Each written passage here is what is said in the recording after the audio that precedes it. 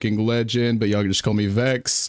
Back at it again with the Eternal Dawn crew and a wonderful special guest to talk about the latest and greatest chapter of One Piece, chapter 1125. So spoilers ahead if you have not read that yet. But we're about to get into all of our favorite parts. If you're watching this live, shout out, make some noise in the chat. Make sure you like the stream if you're watching this in the future. Leave us a comment, tell us what your favorite part of the stream or favorite part of the chapter was. I'm about to intro all of these wonderful individuals that I'm with, but before I get into that, we want to make sure to tell you guys to check out all the links in the description for all of our crew, as well as our Discord and our wonderful guest here, who I'll go ahead and intro now. We are joined by the first guest on this platform since the rebrand, somebody who, if you're familiar with the crew and have followed us, we've had him on several times on the other channel. We've got the absolute GOAT himself, somebody who I have massively enjoyed watching their journey to getting caught up, as well as checking them out on TikTok and watching some of their other reactions for other series. We're joined by Jacoby DJ, aka DJ Drop Switch. What's good, brother? Yo, what's up, guys? What's up? Thank you so much for having me back. It's always such a pleasure hanging out with you guys. And now that I'm officially caught up on One Piece, I'm just so stoked to be in the conversation, dude. Hell yeah. We have been like I said, I've been on the edge of my seat waiting for you to get caught up. It's so good to have you on, to finally be able to cook with you and be speaking fully the same language. And I'm so hyped. Exactly. Yeah. So we're gonna be getting into all of our thoughts on the newest chapter here in just a second. But yeah, major shout out to all of your crew, the Drop Squad. I know that they come through proper, and we appreciate all of you. Make sure you guys like these streams, subscribe to the new channel, and yeah, strap in. It's gonna be a really good time. We're also joined by we have NoChillDill. Go ahead and introduce yourself, brother. How you doing today? Yo, what is up, YouTube? It's your boy NoChillDill. I had to leave Vex on the edge of his seat for that one. Here once again to spit on another One Piece chapter that's come out this week. You know, we are ever hyped, ever excited to discuss One Piece, and especially these events that we've gotten recently. Like, I don't know how we're gonna gloss around the fact. I think as soon as the last person intros, that we're just gonna dive right into it. Oh yeah, I can't wait. Sitting here with bated breath, definitely on the edge of my seat. Thanks. Yeah. Still. Next up, we've got the lovely, the wonderful Joshua Vykthor. How are you doing today, brother? What's good? It's your boy. I'm excited for a new stream today. I swear to God, yo. This chapter has been huge. Hell yeah. I cannot wait. I know that it's been a long time coming. I've been hearing people throw around chapter of the year, best chapter in Egghead, you know, some other thing, but we're going to get into this spice shortly. Next up, we're joined by one of my absolute favorite people on the planet, the nicest person I think I've ever spoken with, one of the first people I ever interacted with in the community, the navigator of the Eternal Dawn crew. 3-day trip. How are you today? What's up, YouTube? It's your boy. Okay. You too? Really? I'm so sorry. It's a joke, vexyz. Oh my God. I had to. But yeah, I'm excited to get started on this chapter that I swear it was fan made. It didn't even seem real at all. Facts. That's wild. And then last for now, but certainly not least, we have my brother from a Belgian mother. We have the historian of the Eternal Dawn. We got Kube of the Red Sea, a member of the Nothing Happened podcast. How are you today, brother? I am doing great. I'm excited. Also, for only this stream, I'm not Kube of the Red Sea. I'm Kube, the killer, the person who squashes spiders, the protectors of insects, the one who doesn't like people with canes and a beard.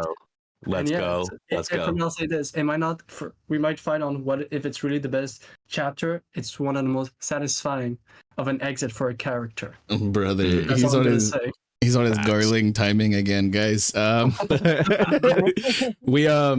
we are going to be shortly joined by the captain of the Eternal Dawn himself, who is he's going to be joining us as soon as he can. He got caught up at work a little bit longer than expected today, but the Straw Hat Lucas will be joining us, and we'll go ahead and give him his time to intro once he's here. But what Vex tried to mean by he's coming back from work. He was trying to take some real life footage of Egghead, and it got spicy for him. He's on his way back, trying to survive it. He'll be here. But yeah, shout out to all the new faces I'm seeing in the chat. You guys are goated for real. Thank you for coming through and supporting y'all's captain. We love to see it. It's always a vibe whenever we've got Jacoby on. And like I said earlier, if you weren't here, like I've been waiting for you to be fully caught up to have you on for one of these like officially like caught up. Like it's so crazy to me. You know what I mean? It's wild, man. I still am not really used to like being on the weekly basis right now, because like it's crazy. Like there were sections of my own Discord I have not been able to be in since the day I made my Discord until like last week. It's crazy. So before we get like fully into chapter thoughts, because I do kind of want to stall a little bit for Lucas so we can speak on all equal terms and whatnot. Would you want to just spit for a little bit? We'll just like give it to you and like tell us not just about your whole like, you know, catch up journey. Obviously they can check you out on TikTok, links in the description for all of his socials. But like just your thoughts on Egghead so far, you know, leading up to this point. Absolutely. I would gladly say that. So going into Egghead, Wano was my favorite arc. At that point, at the conclusion of Wano, even with some of its pacing issues and length or whatever, the animation jump, the lore, like the level of information we're getting consistently starting in Wano, just I loved it to death. And I was hearing from a lot of people like, yo, if you think Wano's cool, just wait for Egghead. But I also heard a lot of like varying opinions saying, Egghead's not that great, but whatever's coming after will probably be good. For me, now that I'm caught up and like, you know, anime and manga wise, Egghead's easily the best arc. But I'm a lore guy. I love getting big information. But even outside of that, like the fights, the just everything about Egghead has been amazing. And then back to the anime, the animation right now is just... It's to die for. Like One Piece has fully matured.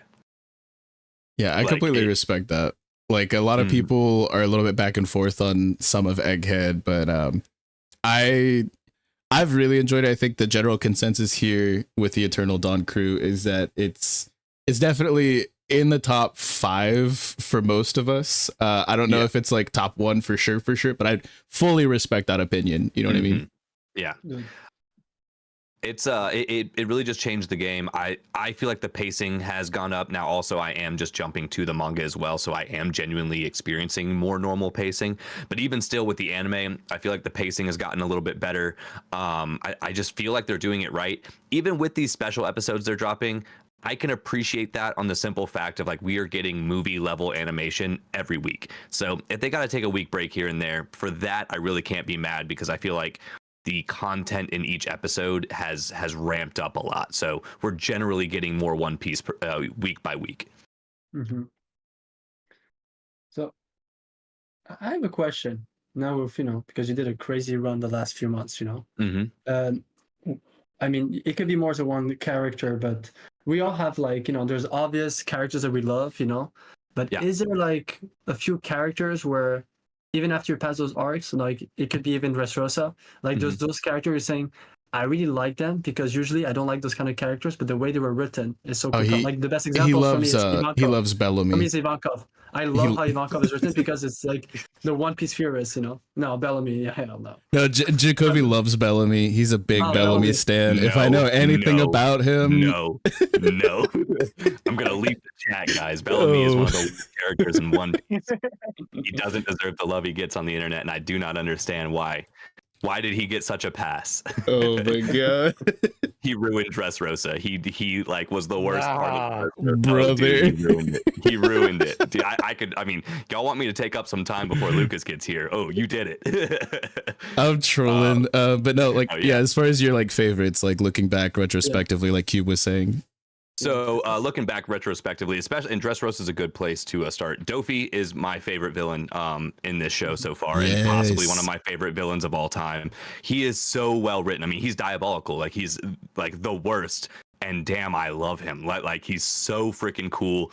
I think he just epitomizes a villain, and because of that, I think he's just so well written. He's such a compelling character. I really, really hope we get to see some more of him. I feel like they've been teasing him a lot with like a For few of these sure. moments with like Vegapunk's message and him kind of hearing that and things like that. So I'm excited to see more of him. He's a big character like that. Kinemon is a character who grew on me a lot.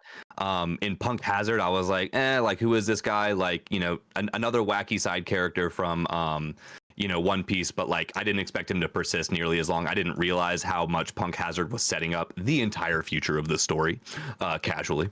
But I really, really love Kinemon and his relationship with Momonosuke throughout all of it. He's like the perfect right-hand man to Momo, and definitely became one of my favorites.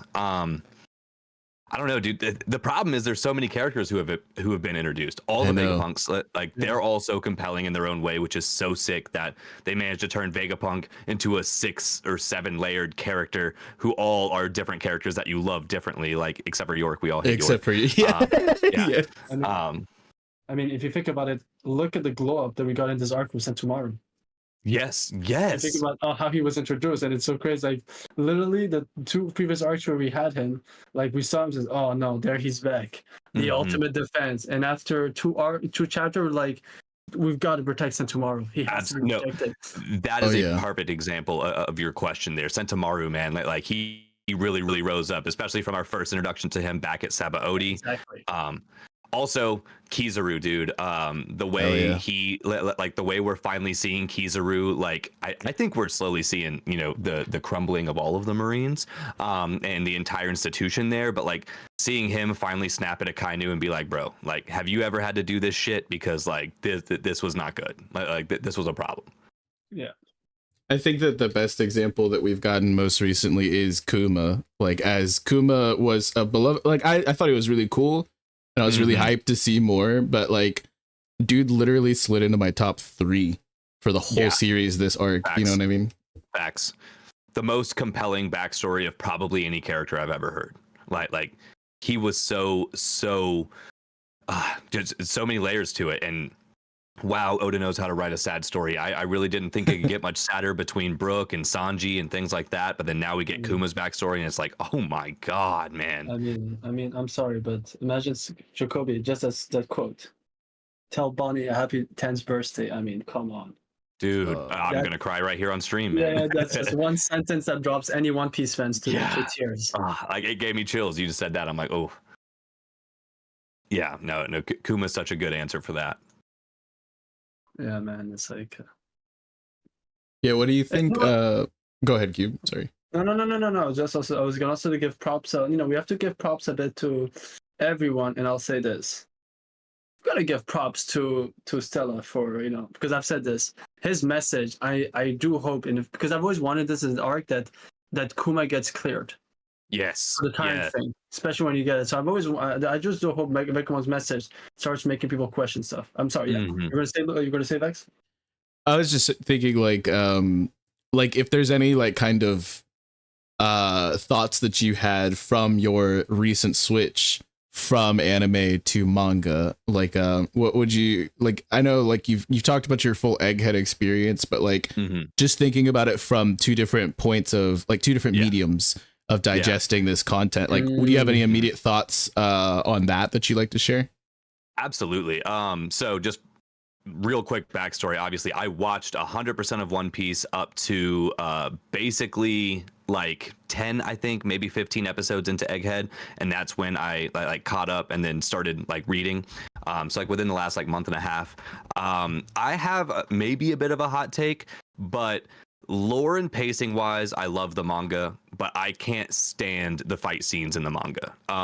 For me, the panels are way too busy, and I've genuinely had issues like figuring out who's throwing the attack, what specifically is going on in the panel. Like, thank goodness I've been reading like the manga on stream, and like my stream will be like, hey, really look at that bottom right panel, and like, like then we'll break it down.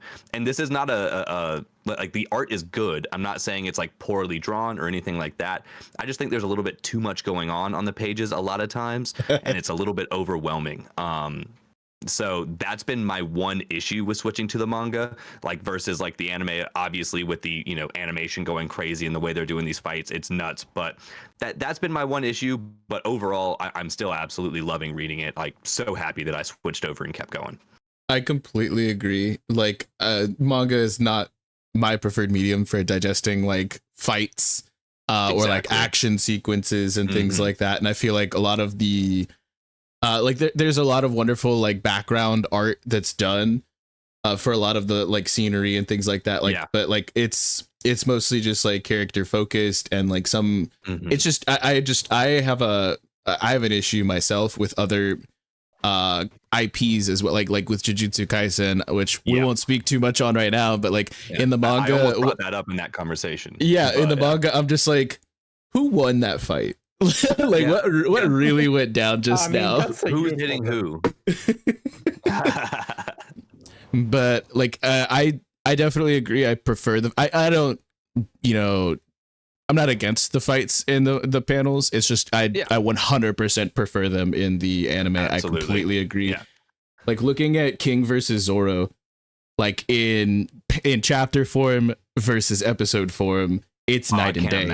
Literally night and day. It's crazy. So I definitely respect that opinion and understand where you're coming from that. I'm so happy I caught Gear 5 in the anime and not as a manga reader. Like I'll say that to like just like I'm happy I could actually see that animated because I can't imagine it just on paper. Sorry, but I interrupted. My bad. No. I was just gonna say the best example of it is, and I'll say this is, we recently got Galaxy Impact in the anime. I mean, I think it was great in the manga for me, but it's completely different in the anime. Like at one point, you feel like it's similar to Kaido when he falls into Kid and all of them. The beginning of the saga, where we really get Kaido reveal his fit and everything. Dude, that's literally like, for me, the closest thing I'll say, and then I'll talk since Luke is not here, I can talk Naruto quickly. Yeah. The Almighty Push, pain. Now you'll know pain. That for me is the same thing. That level of destruction is crazy. It's just it's absolutely insane, and just seeing that moving, like, it's just incredible. And what was honestly, because this is what I love, because I love watch anime reactors, and I love the reaction of that sentence they said just before the attack. And I want to know what you felt when you read "There's no such country that existed" to begin with, because I feel like I like that they first put the sentence and then we saw the scene. Oh, Lelouchia. Yeah. With the Lelouchia moment, is that what you mean? What's Lelouchia? What country? Okay, bro. Exactly. Okay, back. Sorry. So come again? I'm sorry. What? Yeah, come again. See, so that's something like that's a spot that I'm pretty sure I saw that I definitely saw that in the anime before getting to the manga. And I have actually gone back and read those panels just by doing like comparisons and stuff like that now. The setup there for that is absolutely nuts, and I really do like that they had that before you get to see it. That's an interesting thing. I can't remember how they did that in the anime versus that though. That animation was absolutely chilling. So basically, because I've seen it so many times, is you see the eye, and just before you just see the sentence. There's no such thing exists, and then there's like 1 second. And I saw every reactor for 1 second. Said, "Wait, what?" And then the beams comes down. So they even gave us 1 second before it happened. Like they really paused it, and they're like, "Oh no." It's even worse in that way. It's not even fast. It's like, oh yeah. Yeah, no. That's a great point. Yeah. I've had a lot of those moments when the Gorosei touchdown in Egghead while reading the manga. I had that moment because like the way they do it is like first you just see like what looks like black lightning, and at this point, especially for me not knowing like the manga as well as like I know the anime, I'm like, oh well, that could be maybe just a bunch of hockey. It could be some other attack. It could be like I thought it was maybe the mothership thing, like that beamed Lelouchia taking it out. I had no idea what was happening for a second. So like my momentary reaction, like from turning page to page in that particular moment, was kind of like that, where I was like, what's going on? Oh, this is crazy. Is someone just letting out a big attack? And then you turn the page, I'm like, oh holy crap, it's all of them. It's Super Smash Bros. Ultimate. We're all here. Yeah, I was just gonna speak on this. It's like, yes, there are like some really fantastically done moments in the anime, but then like there's like, I don't know, there's this crazy experience when you turn the page and get to like a full double page spread, and you're just like drinking it all in, and you're just like, what what is this? And it's like Yeah. a whole different like wave of endorphins. And I'm Absolutely. I like, you know, seeing how people like because like for me, I was anime only up until like about the end of Act 2 of Wano, and then all of Roof Piece I was reading. And like the moment that I caught up was literally like 10:44. It was like right when Luffy was about to hit Gear 5. That was like the first chapter that I read. Like the scans of like, you know, how you recently got caught up. So that was like the first chapter I was very current for was Gear 5 reveal. And it's always interesting talking about this. It's also an interesting kind of segue. It's speaking about other mediums and whatnot, is like how do you feel about the reanimation that we're going to be getting from Studio Wit? Have you been keeping tabs on it? Absolutely. I think it's awesome. I don't understand why people are so confused by it, is really kind of like what my take is on it, because everyone's like, whoa, One Piece isn't even finished and blah, blah, blah. I'm like, look, no matter how you cut it, the amount of episodes and the depth that is One Piece is a hard thing to bite into if you're not ready for it. Like, unless you're a diehard anime fan, or you really just have that friend who's really good about telling you how good One Piece is, I get why someone would like be daunted by that. And you know, 25-year-old animation is 25-year-old animation. If you have some kid who's 14 right now and every bit of anime they've consumed is like, you know, the level that we're used to currently, I can totally understand going back 25 years is just not that enjoyable of an experience. Plus the pacing and everything else. I think Wit Studios is a brilliant studio to be doing this for. It seems like they have a lot of passion in this too. I saw some interviews of them saying things like, you know, we want this to be a lifelong project. Like we're ready to lock into this forever because of how much fun they've had just starting with like the storyboarding and drawing things out. So overall, I'm incredibly optimistic. I think this is a brilliant way to continue growing the fan base. And really, at the end of the day, I'm a One Piece fan. And I mean that as a blanket term. I love the manga. I love the anime. I love the live action. I love One Piece content. And I just want to see it be able to get as big as it can possibly get. And I think this is another way that it'll be able to do it. So, you know, that's kind of where I'm at on that. I'm in. All the way in. Completely agree. Is there like a small part of you that's like thinking like, shit, I just committed all this time to like thousands of episodes, and now there's gonna be like I don't know, like speed running, like, you know, like I don't know. Honestly, no, not at all. On the simple fact of, even though they're going to be like condensing it, it's still going to take what, like 10 years for them to put out, you know, the 350 episodes to 400 that people are surmising that like might be in this. It's still going to take some time. I'm happy to be caught up, and I'm happy to be able to just pop in and be like, oh, I can't wait to see these some of my favorite moments just fresh and clean and new. The only thing I'm really nervous about for the live action, or not the live action, this reanimation at all, is the voice acting. Like, I feel like that might be the only thing that would be weird as a current like One Piece fan, like hearing my favorite characters with now a third different voice, going from dub to sub and then now to, you know, the reanimation. I'm not so sure about that. Yeah, I think that's also gonna be something that a lot of people were talking about. I was watching in the server, link in the description, in the Eternal Dawn server. I was watching the One Piece Day, like the second day coverage, like the live stream that they were doing, and that seemed to be a lot of people's like concerns, you know. So I definitely agree there. But you were speaking. Well, Kube, did you have anything else before I pivot again? I was gonna make a joke. You could do the whole fake Straw Hat thing, because you know the fake Straw Hats are voiced by Absolutely.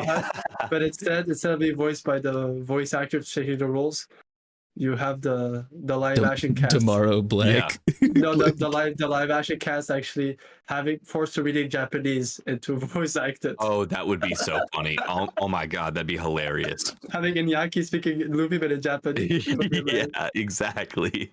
Wild.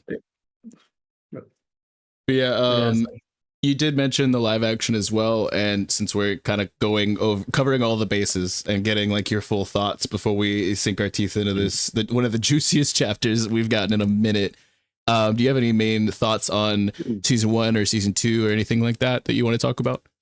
Yeah, first thing I want to say is I was, you know, at Dragon Con this past weekend, which is the largest convention in the United States, and it's in Atlanta, Georgia, and it's like everything. It's not just anime, but there was a huge One Piece photo shoot there, so I met like literally hundreds of One Piece fans, and I was doing the content creator interview thing, blah, blah, blah. And one thing I want to say is I would say at least 10 to 15% of these people were there because they started One Piece with the live action, fell in love with it, and then started the series. Like, I am genuinely catching like a notable number of people who are coming over to the fandom, and even down to like my parents who like they would never watch the anime because they're just not interested in it, but they love the live action and they're fully invested in the story and they can't wait for more. And that is what Oda wanted to do with the live action, is to just broaden the horizon of people who would like potentially enjoy this content. So it worked. It's absolutely working, and I think that's so freaking cool. I loved the live action. I think it's probably the best live action adaptation of an anime IP we've ever gotten. That being said, it's not perfect, but I think overall I'm very happy with it. The only real issue I had was the way they did the practical on the fishmen. They looked like, for me, and I'm sorry, they looked like the old Power Rangers bad guys in rubber suits with all the stuff bouncing around and everything. It gave me that like real cheesy feel, and I think they could have done better on it. Getting Rita Repulsa vibes. Exactly. So that would be my one real gripe about it. But honestly, it's not me talking crap because I'm so happy with it. I want them to keep going. I'm cautiously optimistic about Chopper.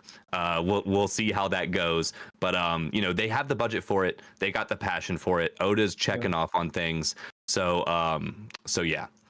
Yeah, hell yeah. I was gonna say I was the same as you for when I first saw the trailer and saw the design for Arlong and the Fishman, and I was like, but I won't lie, it's the way they were introduced, that sound effect, them appearing, the Baratie jumping up, like there was something about, I think it's a casting of the Fishman, because I do agree, it did bother me at the beginning, but I think the casting was so well because I think they did a better job, because without, in a way, for someone who's seen Fishman Island, you get that feeling that you never got in Arlong Park, that you get in Fishman Island, and saying that, okay, it doesn't come out of nowhere. They don't just they don't hate to just hate, and that's why I didn't like, is at the get-go the way that all of them looked at them and they were kicking people out of their seats and saying and then the way Arlong, like the actor for Arlong, there was something he did with his tone of his voice.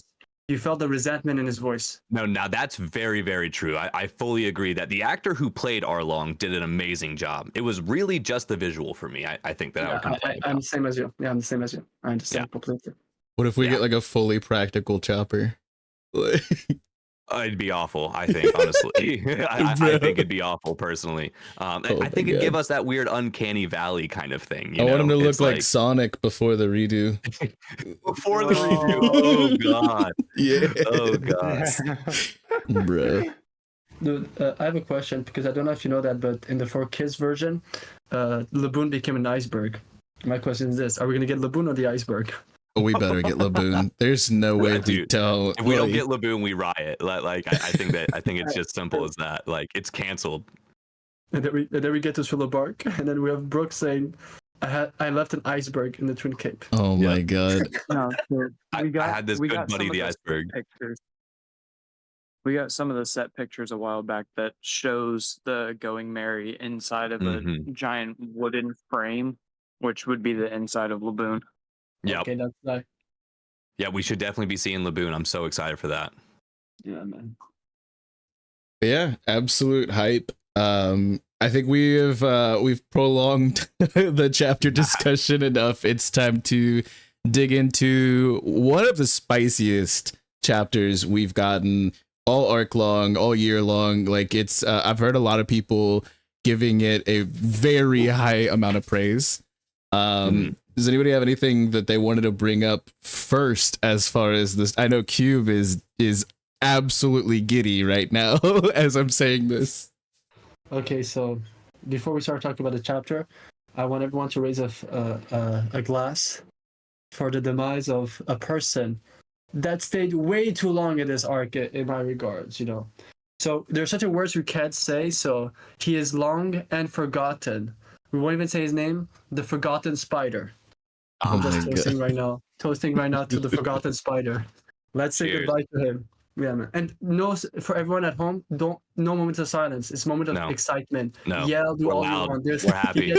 He gets no silence from us. If you got him, smoke him. Don't pour some out. Like, pour some in the mouth. Like it's this has This is like one of the W's that the crew collect. I wasn't positive of it, but I know Kube as well as Lucas have been saying for a minute And me. that this like a few people were sure this was inevitable, this arc, and flowers to y'all for sure.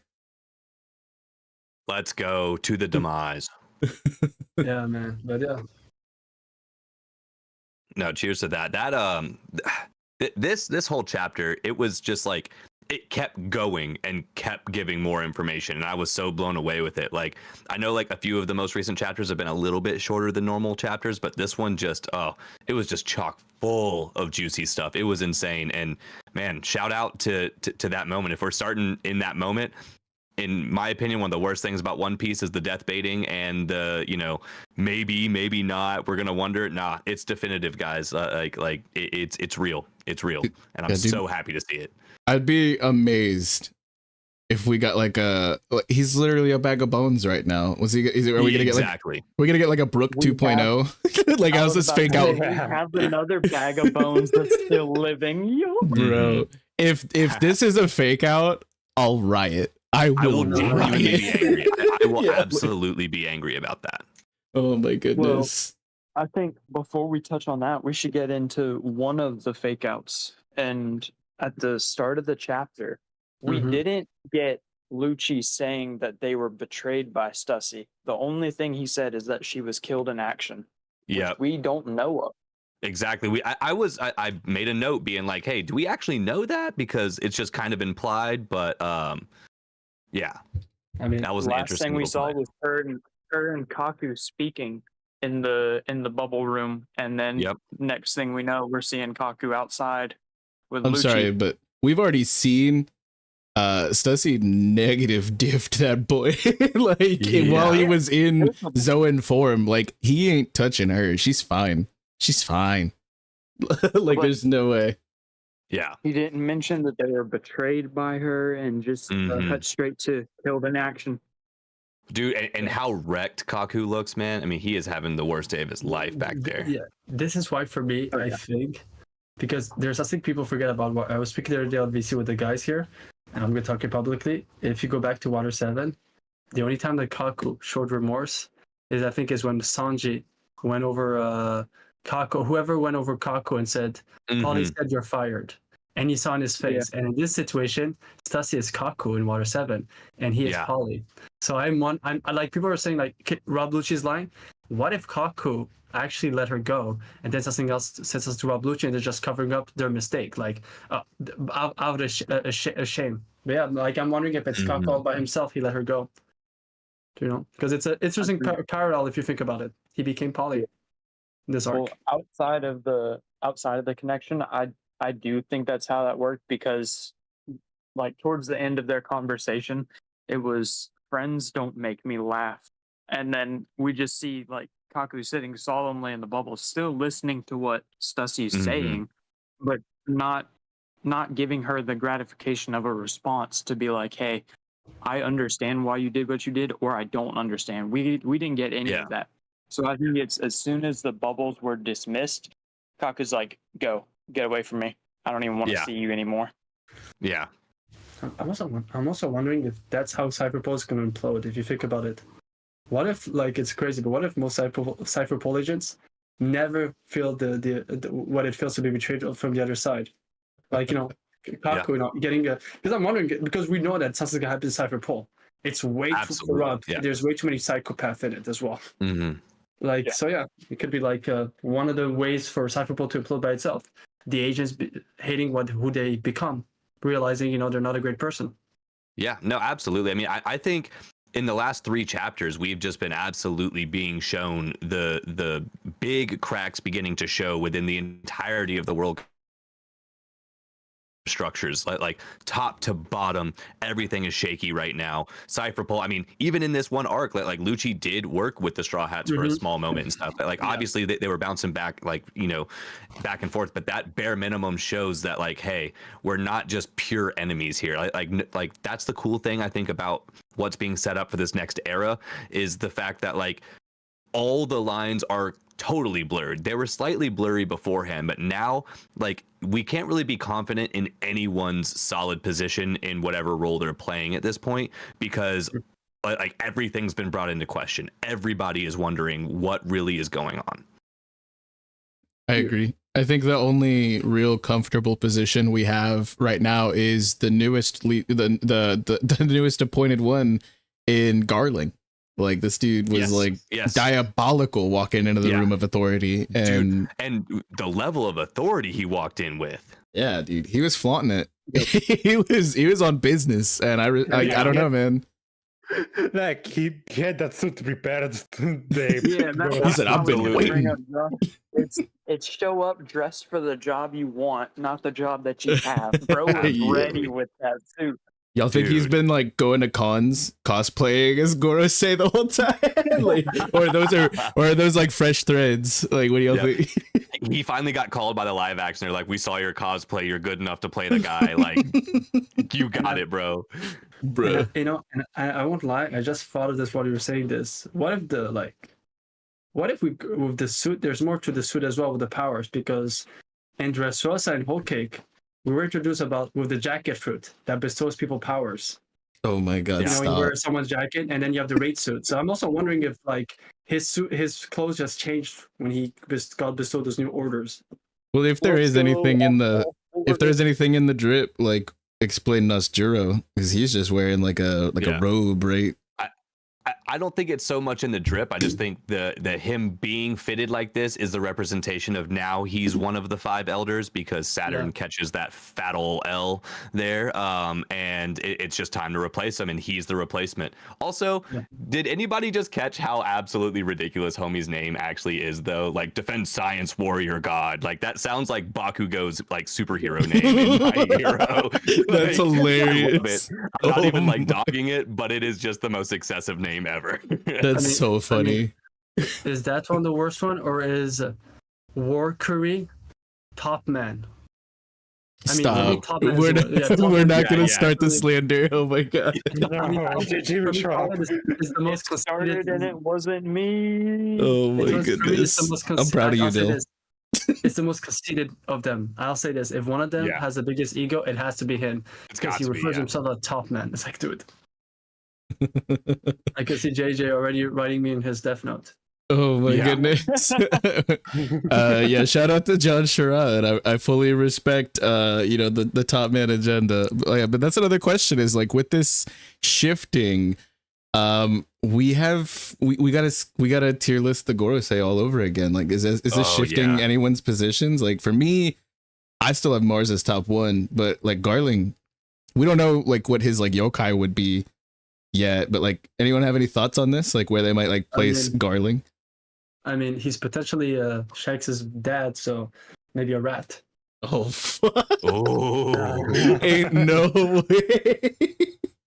That's so crazy. On a serious topic, we've since the spoilers have come out, we've been throwing around that he might actually get a yokai as well, and the Bakutsu Uno, I think, the Man in the Moon yokai, has been tossed around a lot. Even whenever the TCB dropped, everyone that had read the chapter for the first time was like, yo, this might be what he is. And everyone that was in the spoiler community was like, yeah, we've been saying this for like 3 days now, and it's lining up. The I just googled that, actually. Like, the Katsura Otoko is the is basically like the moon yokai, and it's the man who stands in the face of the moon. Yeah. So I mean, was Nostros. Interesting. But I mean, I'm pretty sure most of us had Saturn at or near the bottom. So like, are we keeping Garling there, or is this bumping some people down? You know, that's you see the Gorosei just sweating tears. Like, you think this guy's top 1? You think so? It might be. Crazy. Yeah, like dude, I think he has potential. I mean, especially with just the level of arrogance he's walking into this room with, is like, dude, I mean, he it feels like he can back it up. Okay, I'm not one to destroy what you guys are saying, but That's the same logic that Kid went to Elbath with. Ah, so We- valid, dude. You're so no, that's so right, bro. Yikes. Oh my god. You cooked me on that one. And I digress. Turn his camera off. Oh my goodness. They both do have that red hair, right? Like, I mean, oh my goodness. That's I'm curious, dude. I don't know. I don't know what the strength level is going to be. I honestly can't really power scale these guys very well. Like, where have you guys put them on your list? Because I don't think I was there for that moment. So where's everybody sitting with their general like scale of these guys? Okay, it's very easy. They're in the scale of the imagination for right now, because I'll say this: what Warcry and what Saturn and Warcry did in terms of resistance is just so you understand. Red Rock that made Kaido bleed. The guy who took every hit in Wano. Like when I say every, dude jumped from the sky, didn't even feel it, and he bled. Luffy felt the pain of just hitting Warcry with it, and then Saturn literally was.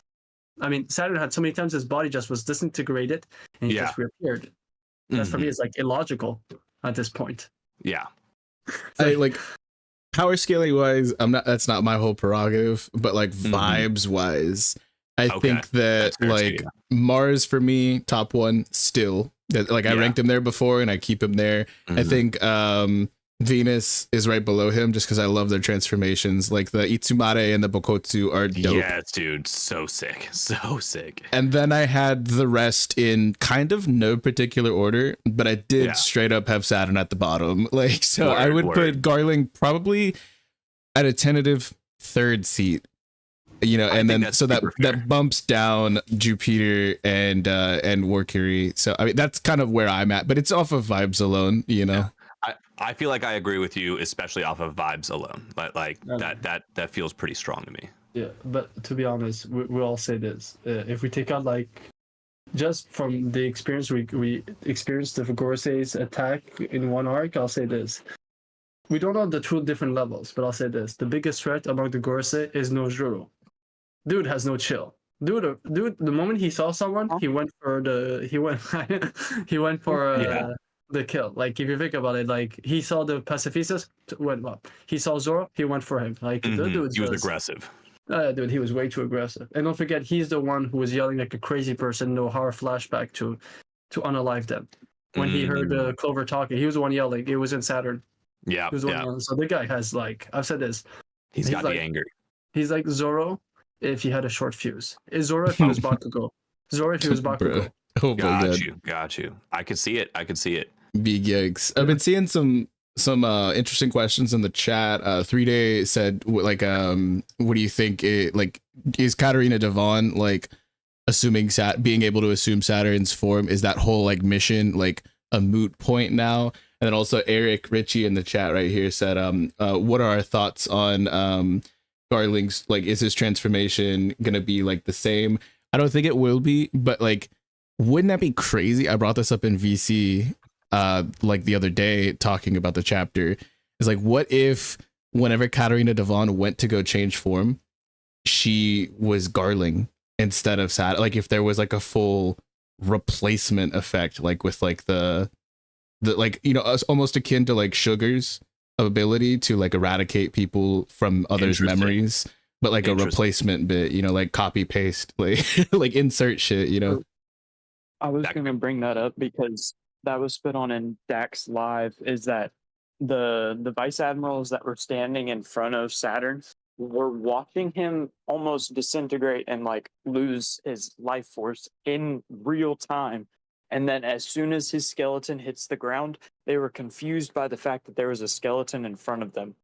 So it's almost like they had completely forgotten about Saturn in that same instance. Oh, wild.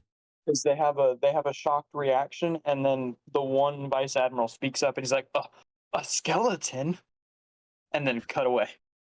You know what's interesting, Dill, about this? There's exactly the same scene in Dressrosa, in the flashback, but now with Kyros, when a wife saw that toy, 2 seconds before she was crying for her husband who was being attacked, and then she said, "Oh, what's this toy?" Well, okay, well, will you work for me?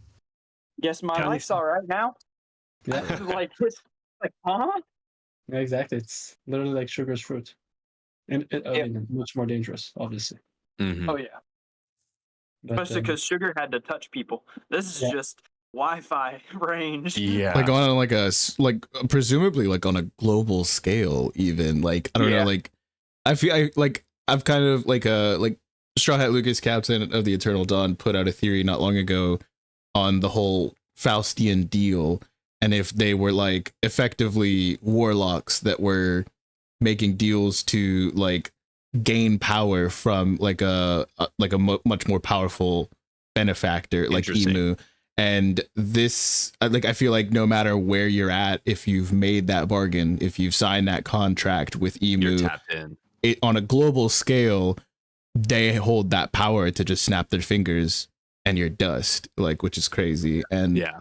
I think that that's also another W for like, you know, the crew at large, like as Lucas has been spitting that for months since we first saw the circles, you know. I mean, I'll still say this: Mary-Jo is the middle of the planet, right? Yeah. We don't know where a specific egg it is, but it's supposed to be close to Elbaf. Elbaf is supposed to get close to Lodestar. For a very long time, Lodestar was considered to be the last island. That's a crazy distance. That's like half a world almost. Yeah. If you're in the middle of Yeah. the world, it's like that's ridiculous. It's the And, other like, side It's of the to be world. instant. Yeah, it's Yeah. a crazy distance. And then like also like what 3 days kind of touching on is that like we got confirmation that Saturn is well over 200 years old in that Yep. flashback for like when Yep. they first saw Emmett. So like that's insane to me. And Like he looked exactly the same. yeah, like, we It's already not even had his like age. there was like the O'Hara flashback where we were like, oh, 22 years ago they looked the same. This is 200 plus years ago ish. Yep. Like, and that's insane to me. So yeah, like I think this confirms it's as close to a confirmation as we're gonna get until we like get like the full on reveal. I feel like, but Mhm. like I think this is a huge W for Lucas. For And like, also go with ahead. that chapter, it shows that Saturn isn't completely subordinate to him. Like he made his own choices of keeping the robot intact. He's still Mhm. human. Do y'all think a way. this is related to how they stored hockey in the rope? How Joyboy did that, and maybe Emu did the same thing with his servants, the Gorsei? Ooh. I like that idea a lot, actually. Yeah. That could be at least a part of the key as far as like understanding the way that you can seal and save hockey can lead to the ability to, if you're strong enough, if you have enough hockey, if you have at least access to reserves that are large enough, you could potentially do this for other people around you. I like that idea a lot, actually. Does that relate to Dr. Kureha and why she has such a long life? Does she know Ooh. that? You know what else today it connects to? Because you had the same thing with Kaido. Swords. He literally said he can sense Odin in that sword. Yeah. And we know that we still don't have, there's still something missing for Black in the sword because, or else Zoro would start doing it, you know? Like we know that they're trying to reveal it. So I think it might be on something, it might be connected. The rope Yeah. with the sword and what they're saying right now. All of it's Absolutely. connected. Basically, a way to store hockey. Yes. Yeah. Well, hockey is just like, you know, like everyone says, it's a direct representation of your willpower. Like hockey is willpower. So it does make sense that like, you know, Kaido could sense Odin in the sword because Odin put all of his willpower in that sword over and over and over again. Same with possibly the straw hat that Luffy is wearing in itself with Hell the yeah. willpower of Shanks, then the willpower of Gold Roger, and then all the way back to Joy Boy with his OG straw hat. So Well, I was thinking that it also tied into why Luffy got old after he used too much hockey with his gears. Oh man. Yeah, Just and like like Saturn turned old and died because he had been using it for so long. Mm-hmm. and like we see Enma currently like leeching hockey from Zoro. So like when will we Yeah. get to that point where like if there's like a reservoir when it's like fully capped off, are we gonna see him turn it into a Oh. permanent black blade? ooh. And you know, and I've always said this. There's another candidate for it because I've said this. I watched many times that scene in the anime, and with what you're talking, for a while I've been saying, what if that's what happened to Whitebeard? What if Whitebeard did not be unalive because he just got tired? What if he overused his food? Because at the end, they kept saying everything he went through. It seemed that if I'm inside his body was like spitting blood out of it. It wasn't like he just got tired. Like he had a reaction. I'm wondering if at one point what the devil food is supposed to do to you it tapped out. They're just like Luffy. Well, I mean, maybe that's like kind of one of the points of the devil fruit. It's a double-edged sword, not just in the fact of like you can't go into water, but like it will take everything from you if you take everything from it. Like when in the manga, when it showed Saturn first losing it like that, it showed the hockey leaking out of his mouth, and he looked like he was choking, just like when Luffy sometimes when he'd go out of his gears, all the hockey would come out of his mouth too to start with. I was thought there's something to that because he was grabbing his throat like he was choking first. It was weird. I forget. I think it was in either Andy Lex or Tainted Marth's reactions. Major shout out to Star Knight Andy Lex and to Tainted Marth, friends of the brand. But one of them was saying like while it was happening, like, oh, is this all of the years that he like didn't experience like catching up to him? So like if Garling were to have this power taken away from him, maybe he wouldn't get like unalived. He would just, because he's only been, presumably we could assume that whenever Emu becomes your benefactor or whatever, that's when the aging stops. Garling's so he's still within his life expectancy, whereas the others presumably could be hundreds of years past it. So like you know, like maybe that's like a part of it as well. So like Garling, maybe that's why he has that swagger that he had, because he's like, yeah, even that won't kill me. Oh fuck, I said it. We're far enough in. We're good. Yeah, we're in the clear, y'all. Let it rip. All right, word. It's so difficult. Yeah, I'm usually the one who cracks, so I'm happy it isn't me for once. I normally don't do too well either, so it would be really interesting to me if that was like the years that you like had put off, like all catching back up to you, and like that's what we saw happening. Yeah, I mean, or go ahead, my bad. No, finish this because I'm gonna bring it's something I wanted to bring up, and it's kind of a Yeah, so I mean, just real quickly, just like seeing like the way he's like clasping at his neck and everything, it does seem like he's kind of dissolving from like the inside. So it does like again, like kind of back to her point as well. Like it's not like it's directly coming out of his mouth, but it's close to that. And again, he's just grasping at his throat. Like it seems like that's kind of specific as to where the ailment is, and then from there he kind of just crumbles. So it very well could just be showing that like that is like the last bit of hockey that's keeping him alive is just, you know, it's seeping out straight through the mouth and then decaying from the inside out. Yeah. So Jacoby, I'll kind of explain to you. So there are two moments in the story where the 800 years I questioned it for two things. Nolan and Cricket being 400 years apart. They seem to be very similar in their design to the point that it might not be lineage, but more like culture, era. Okay. They wear the same style of clothes the same way. One of them tries to make the same hairstyle, which is very weird. Yes, they're from the same family. Why from 400 years apart? There's so much similarities. And then in Dressrosa, they kept talking about Kiros, those gladiators, all the statue. He must have been a gladiator from a century ago, 10 years ago. Now I have a question to ask you. It is very weird. Doesn't do the scientists with Saturn 200 years ago look very similar to dress just like the ones of today? Ooh, let me scroll up. Belts, I have it pulled up right now. One of them kind of look like he's got that Orkiri stash, you know, like like I don't know. I've been hearing that too. Oh yeah, like, I mean they're very like modern, like. And I don't know if everyone has seen, at least in our world, scientists with ties has only been a thing maybe a century ago. If you look at them, it had the whole Newton style was what it was before. So I found it very weird that they still seem to wear. So I've always wondered, like, what if like they're living all of this, but they keep every 100 years they keep coming back to life and reliving all of this or something like that. Because this is weird. I've always said it's weird the eras because clothes, absolutely, hairstyle seems to be the same. Like it doesn't change. Yeah. What? Go ahead. Sorry, go ahead. No, I've seen a video very recently, like going around TikTok about this, like someone asking like, when does One Piece take place? And I think part of it, which I'm like kind of coming up with this right now, so bear with me, but like every island seems to experience time differently, even if they don't like outright point that out. But like, just like you said, some islands are very like, you know, in the past kind of clothing and like more medieval style. Some islands are very current and modern. And then we seem to have everything kind of in between. I think time is going to be a very like it's going to be displayed very interestingly when all of this actually opens up, because like, yeah, we're talking about like the void century like 900 years ago or 800 years ago and all of that, and then we see 200 years ago, to your point, you know, Saturn being there, everybody kind of looking like they're from the same era.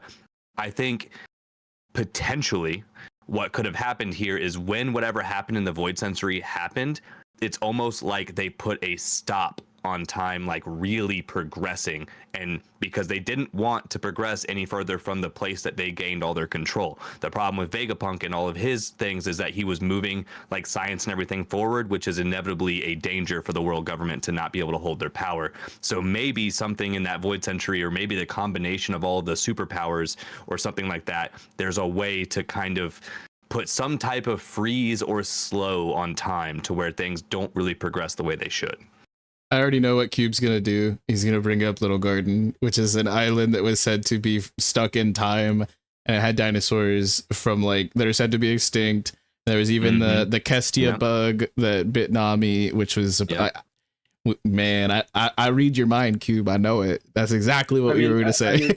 And I'll say this. You know why it's I was not gonna bring it up, but now you bring it up. The reason why it's also very interesting is the person who made the whole take on that is a princess called Vivi, who after I think 700-800 chapters is back in the story as. So I wouldn't be shocked that, because for some reason Vivi talked about it like she's heard a bit like Bellamy hearing about Shandora, a bit like some people hear about the One Piece. Like she realized that it was possible. So I'm wondering, like, and I would say that Vivi is this weird thing of how much does she know, because she's a royal. What if she's privy to, like, think of Wapol, something, and I said to them, I don't think Wapol was scared because of, you know, it's the course, say whatever. What if it was someone sitting on the empty throne? He knows what it means. Like there's an actual lore. And last time we got a celestial or someone was a king or a celestial leaning is Corazon. And he had the same face as Wapol when he heard that Law was a D-Clan member, and then told him he's heard stories when he was a child told by his families about the D are dangerous. They're the devil. They're the national enemy of the gods. You know, the same old propaganda. I'm wondering if, like, in the Royals, there's been those boogeyman stories, you know? Like, what if the boogeyman...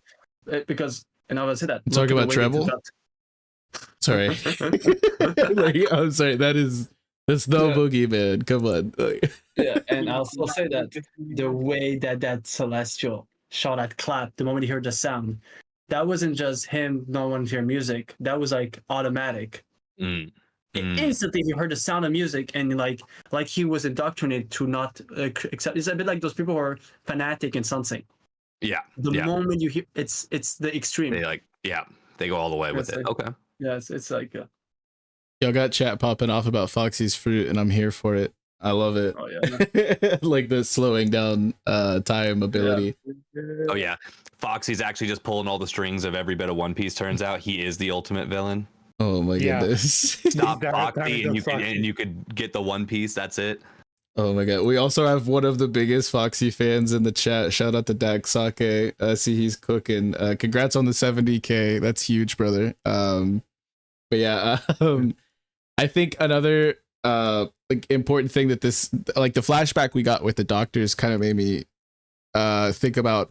They mentioned back when Doffy explained to us that the Ope Ope no Mi was like the ultimate devil fruit, that the previous user was a world-renowned doctor, and he was like, that's like how they already had information on the perpetual youth surgery. And so like, do we think that maybe one of those dudes was that like that doctor, like because like that's something that like it's just been like a dangling thread that Doffy left for us, like this whole, there's so much that I think could get expanded on, and like it would be really interesting because sometimes Oda just be drawing silhouettes of unimportant people, or like we just be getting the back of their heads or something like, but these guys had faces, expressions, like speech bubbles and all that, and so I'm just like, is there something deeper here, and could it be the previous user of the Ope Ope no Mi? I mean, so to me, dude, they fill the role of scientists more so than doctors, which could be conflated because we do have MADS, which is a group of scientists, but we know that there were doctors inside of MADS.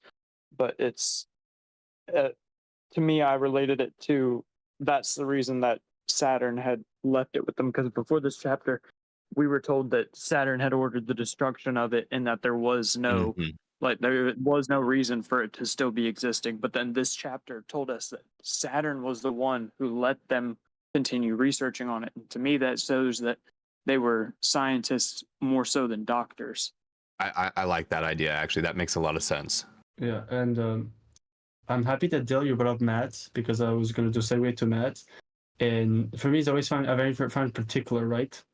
I said to people, if you look at the timeline, every scientific thing that we see done by the world government side, Amber Lead and Sapphire Skill. Sapphire Skill is literally the same thing that happened to Sanjay and his family. And working on a pregnant woman with her baby, giving them powers, like that's 10 years difference. So it happened to Sanjay 10 years ago. The stuff of Amber Lead, very similar to what they did in Wano with Queen, who's a former Mads. That's 10 years difference. And around the same time, so the Opio reappears 13 years ago, right? Around the same time that Doflamingo starts his mission, like 30 years ago, is around the same timeline that Judge said was the demise of Mads. So I've always wondered that when Mads went down, the world found out about the Opio Economy. They discovered the truth about the Opio Economy, like it's connected to Mads. And the Opio lore started in the middle of the saga where it was all about mad scientists. I mean, we got Caesar Clown, we got Vegapunk, we got Judge, we got Queen. I mean, even Sus, you know, like it's... so I do wonder, like, all of it is connected to that same flashback, you know? Yeah. With Mads.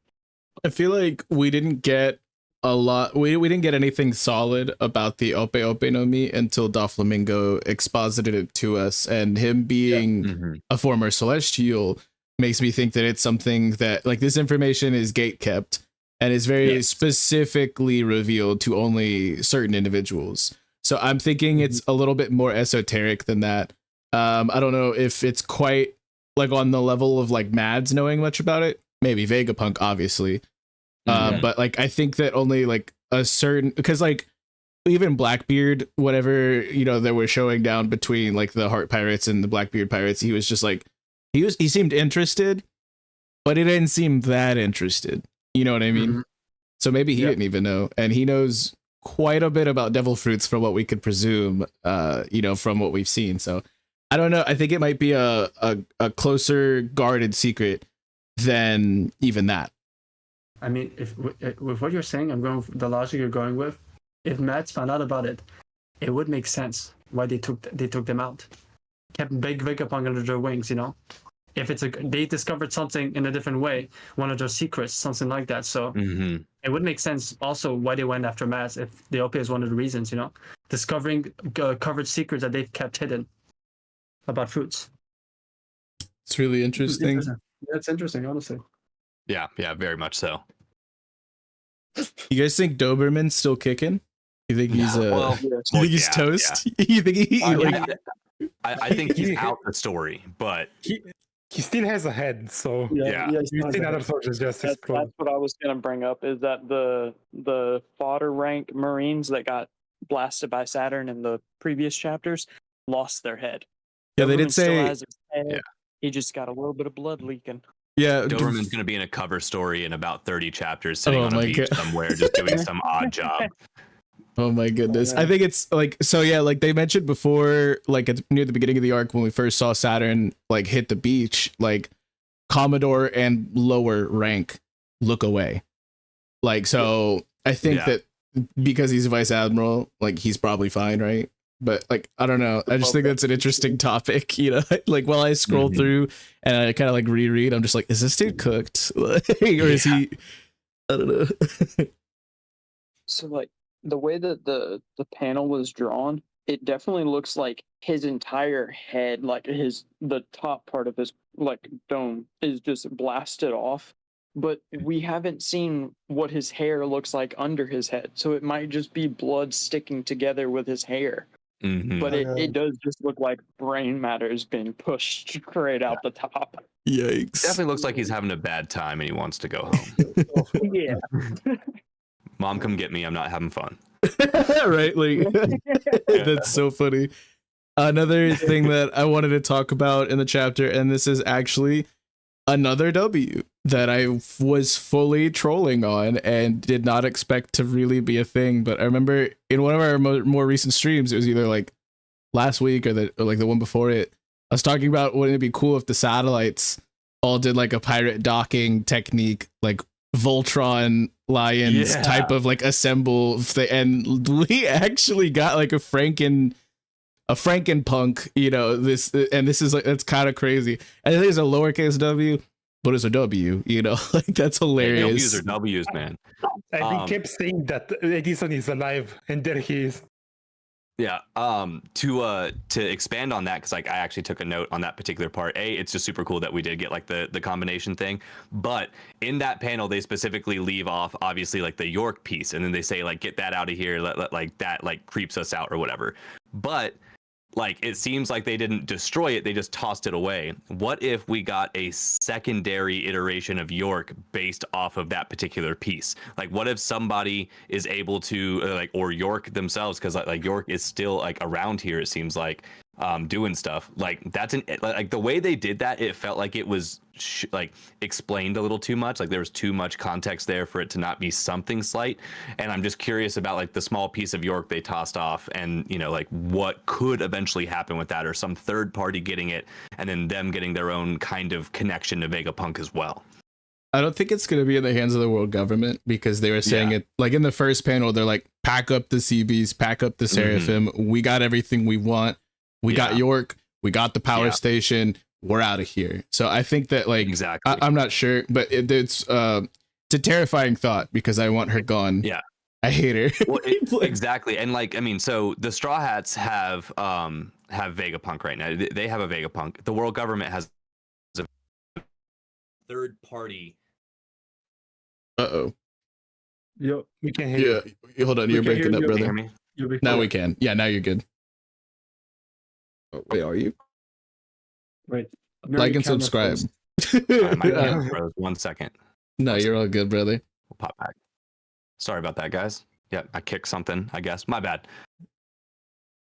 Are we back? Everything's cool? All good, all good. All right, all cool. Good, but yeah, so like, you know, the Straw Hats have Vegapunk on their side. The world government has a Vegapunk on their side. Who is a third party who doesn't fit into either of those two sides already mentioned, who could also benefit from gaining Neomads? Exactly. Blackbeard and something like that. So what if somehow they manage to get a Vegapunk on their side? Like, I've been saying for a month that Edison will end up with Blackbeard, but I guess it goes on. He's on with the punk records. So I have a question to ask you. So Shaka, Pythagoras, Atlas, and Edison are together. Mm-hmm.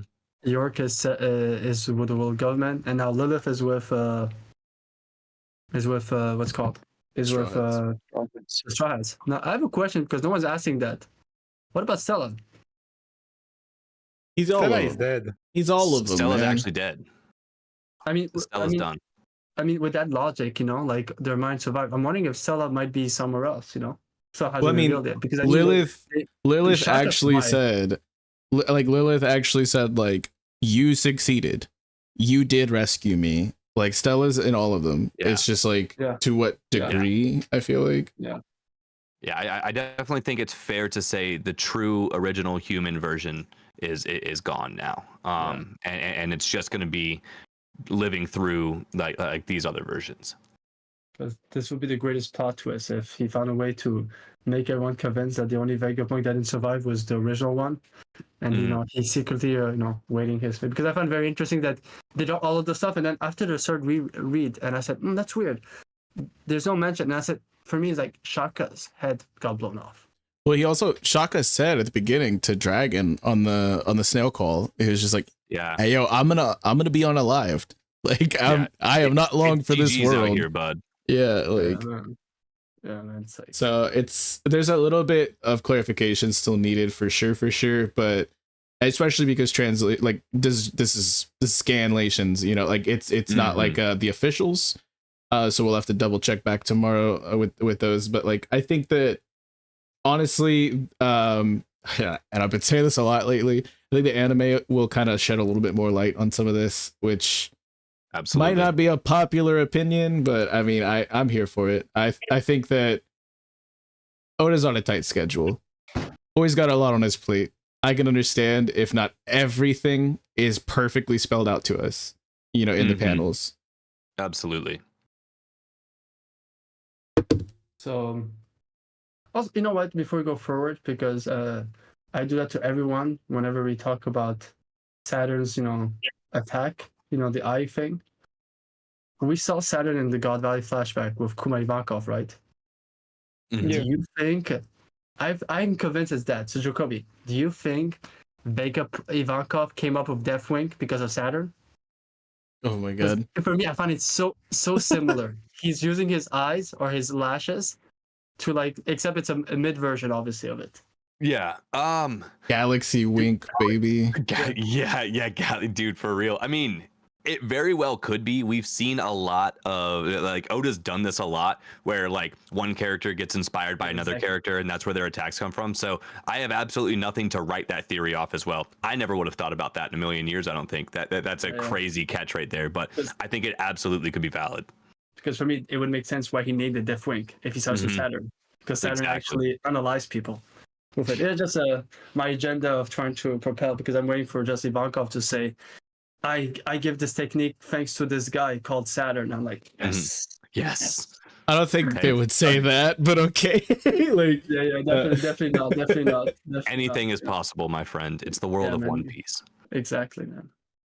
Yeah. Speaking of Ivankov, though, we got some more spotlight on the revolutionaries. Thank goodness, I'm so excited. And even Marie Joie and stuff that's cooking there or not cooking, specifically.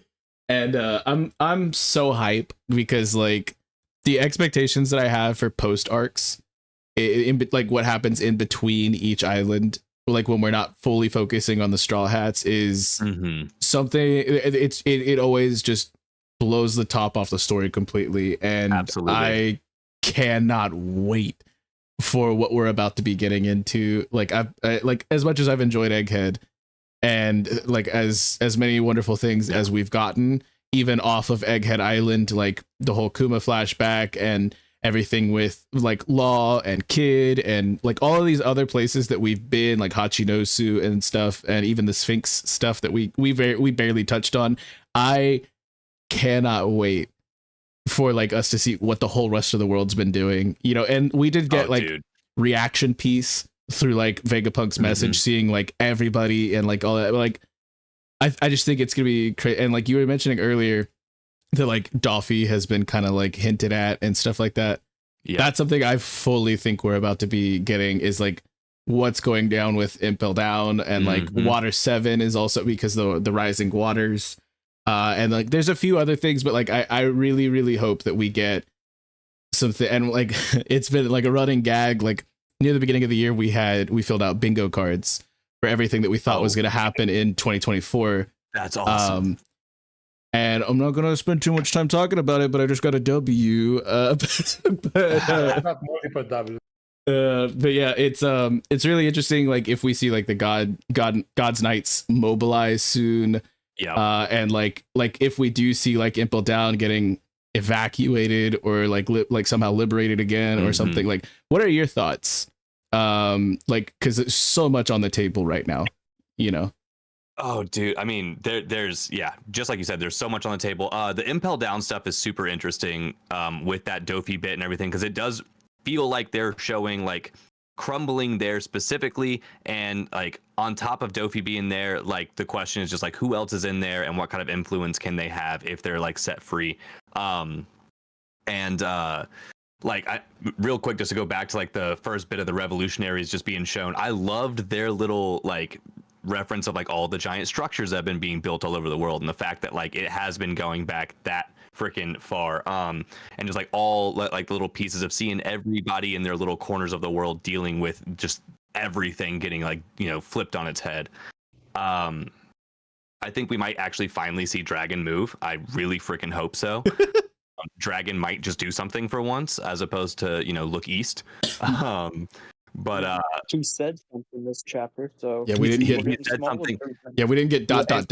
His catchphrase. Exactly. And I mean, and it seems like he has a fire under him because he's basically saying like everything's about to go to shit. It's going to be bad, and we have to hurry to achieve our victory before everybody just starts going at each other. So I think we're really going to see him actually like moving some chess pieces now, as opposed to just like sitting at a table and talking, or actually sitting at a table listening to other people talk. Because well, they had like a revolution in 8 different countries, and like dude's been making moves. It's just been tertiarily, and secondarily. He's commanding, he's leading, and I do have to give him his flowers. You're right. Like I can't talk too much crap about him because he's definitely making a huge difference. But I'm just ready to see him actually join the fray. Like for sure. I'm gonna defend a bit. I have to defend my group, the Revolution Army. Vegapunk like made one of the biggest reveals in the story. The only thing the Celestial were cared about is what Dragon the Revolutionary did. Yeah. Like I do think that we're not saying it, but because of his experience, Dragon, he knows how to make it hit them without even making a move. Like the ultimate chess player in that regards. Like, well, the anti-Luffy, right. In a sense, the anti-Luffy, if you think about it. Luffy's the opposite. Yeah. I think it's an interesting tactic that he's like obviously they were able to infiltrate, and because of that, their strongest figures were shackled in that the admirals couldn't full flex, like we just saw in the most recent episode before tonight's drops, right? Like, but like the admirals like were basically like had one hand tied behind their back because they weren't able to fully like drop meteors and like tear up the landscape and stuff like that. So like they were able to accomplish a set specific amount of objectives on their home field, on like the world government's home field. But he's not trying to pull the full war off there. He's like specifically smoking them out, which I think it's so cool. Like the whole vibes with like the let them eat cake and stuff like that. Like, like dude, absolutely. It's so interesting.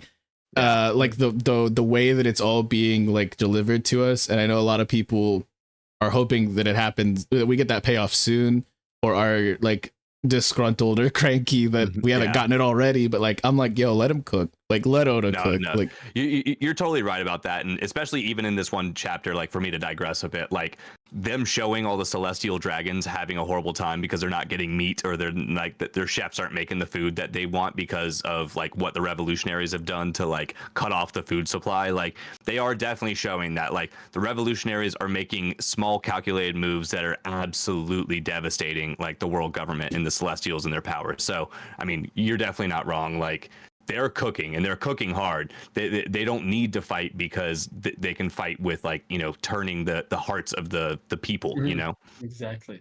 And for me, I've always said that if he does Baratie parallel, because I said this, there's one thing that he can do, Dragon, if he's really smart about it. Because I don't feel like the way the Celestial, they don't personally like show a distaste for the Revolution Army, but anything that's beneath them, right? I mean, if you do it right now, and to push the Holy Knights to get out, the best thing Dragon could do right now, that he deprived them of food, is send with Karasu's food, because we saw Karasu could do from distance. Pallet of food to the Celestial Dragon, signed by your friendly neighborhoods, the Revolution Army. Because this actually can anger the Gorson, the Gauss Knight, to change. Because I think that's what he's trying to do. He's trying to push them into a chess move. Yes. He wants to force them in a certain position. I always said like it's so interesting because they just care about their comfort. They don't. It doesn't matter who gives it to them.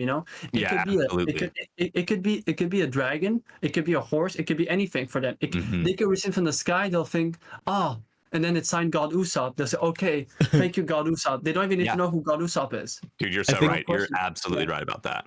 Something that I'm wondering. And that's somebody. In the Baratie. Yeah, to bring up the Baratie again, is that like, that was a part of Sanji's moral code, that he was like, I'm gonna feed anyone who's hungry. Like, do you think Luffy and Sanji, if they find out about this tactic that the revolutionaries are pulling off, would actually be upset? Because Luffy wants a world where everyone can eat, and it's an interesting thought. Like somebody brought it up I do think at least in some way.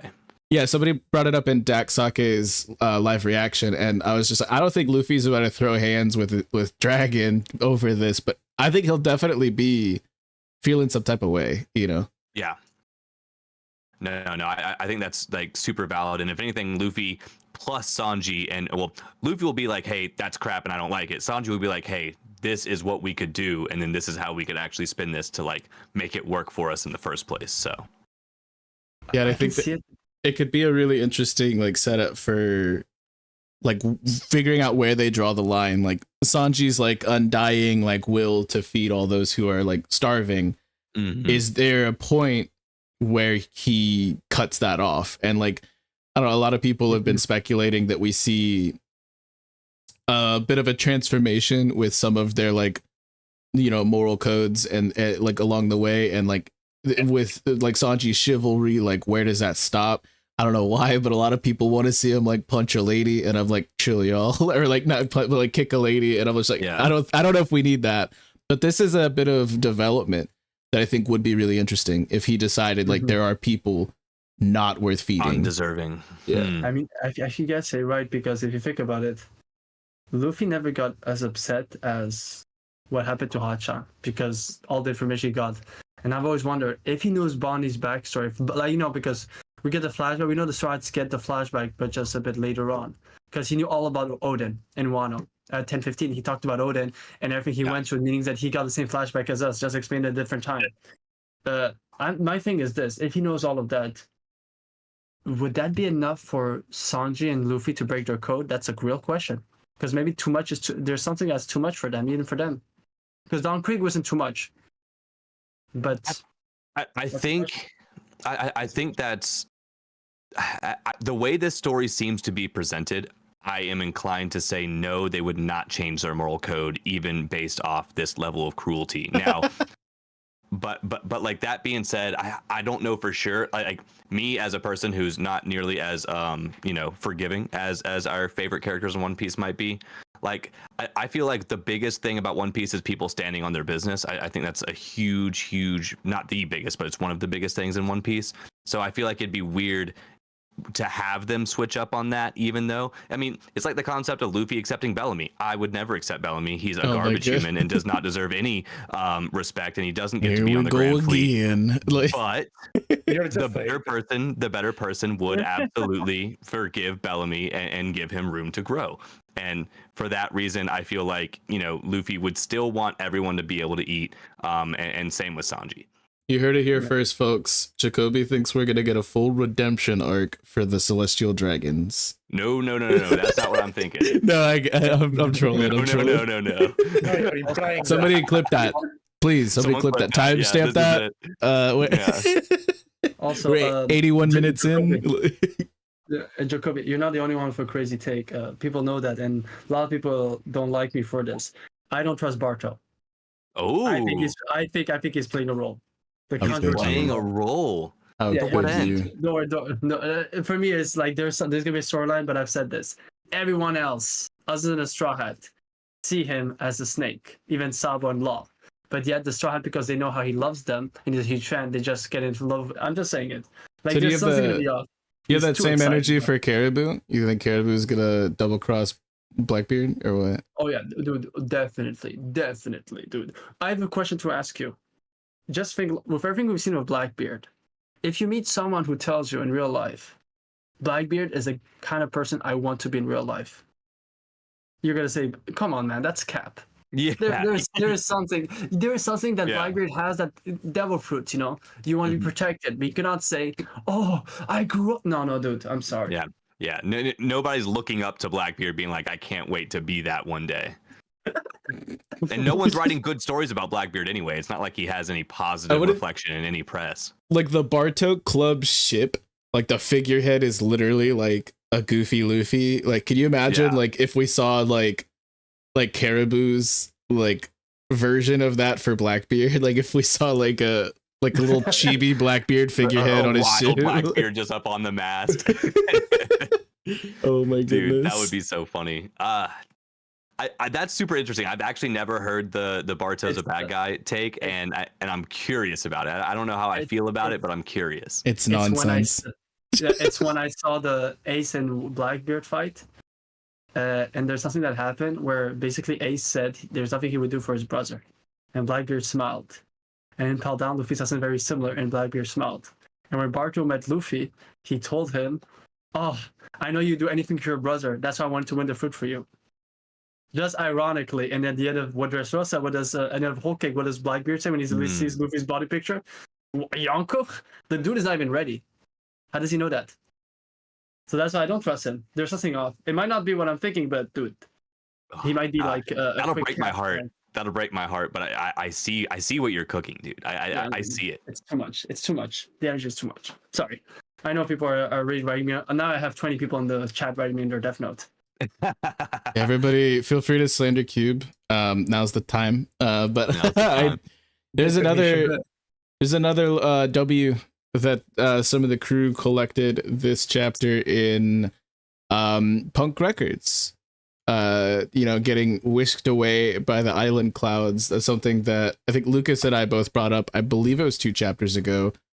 Or like it was whenever the Cloud Loft technology was first mentioned. So it was either 1 or 2 chapters ago, but we were like, I mean, obviously we were like, yeah, it could be because if the world floods, we're going to need some new island clouds to live on. But I was thinking there could be a lot more to that. And so seeing that, like, it also kind of reminded me of Brooke's soul. Like whenever we see it, like go up into the sky and then like come back down to him and stuff like that. Because it, like, when you look at that panel, it kind of looks like one of those little like smoke puffs, you know what I mean? Like that we saw. So I'm like, but that's like this is like a crazy plot device. And like, I don't think anybody expected Witharia to come back. like if you did, huge shout out to you. But like, this is kind of crazy to me. You know what I mean? Yeah. My question becomes: did Vegapunk have a relationship with Witharia before Kuma went there, or did he already have the relationship with Witharia and then told Kuma to go there? Yeah, that is an interesting tie-in because we know that Kube had met the Weather Wizards. He'd met Hairdoz and the other guys, and wrote about it in his little book. And like, I think that the most likely order of events, because he didn't do that until he was searching for Vegapunk, or for a way while he was going to all of those places. The here for the sapphire scales. That's so when maybe he went to all those places. Yeah, so maybe Hairdoz was like, you should look out for Vegapunk. That's the guy you need. Like, yo, huge shout out. What's good, Lucas? Welcome. Yo. Just a little bit late. Just Perfectly on about to time. head out. Oh my goodness. You guys hear me? Yes, Yeah, what's good, brother? Oh, yeah, what's good? Yo. Fashionably late. I respect it. Yeah. No, we're glad to have you, brother. Everybody, major shout out to Straw Hat Lucas, Captain of the Eternal Dawn, in the chat. Dubs in the chat. Okay, so what I'm gonna offer right now is Dill and Lucas switch profile picture. Lucas, for this stream, you're Zoro since you got lost. No, ain't no way. Listen, I'm so mad. They were like, "Can you come in and work from like 1 to 4?" And I was like, "Yeah, I got you." They kept me there till almost 5:30. Like They always do. That's how they get you. You be on that grind. But no, we're glad to have you. We were giving out some flowers. Like we've been shouting you out all stream long. Dill, how much longer you get? About 5 minutes because I got to do some stuff before I head over to group 3 in like 30 minutes. Hell yeah. Everybody make sure, I don't know if we're going to be fully wrapped up by then, but make sure you show some love for group 3, the Blotto Pirates, over on Dire Regulus's channel. We can drop some links in the description shortly, but some links in the chat. But yeah, Lucas, we mentioned the whole Faust thing, as well as a few other W's that the crew had collected. Spit, brother. I know you've been wanting to cook on that. Like, you feel vindicated? I'm so excited. Yeah, I feel so vindicated, dude. So vindicated because I said, like, I don't know. When did I first start cooking the Faustian deal video? Like, I first started cooking that theory in like October. Yeah, months ago, man. Like, almost a year ago. And then I straight said, Emu is sourcing their power out to the Gorosei members.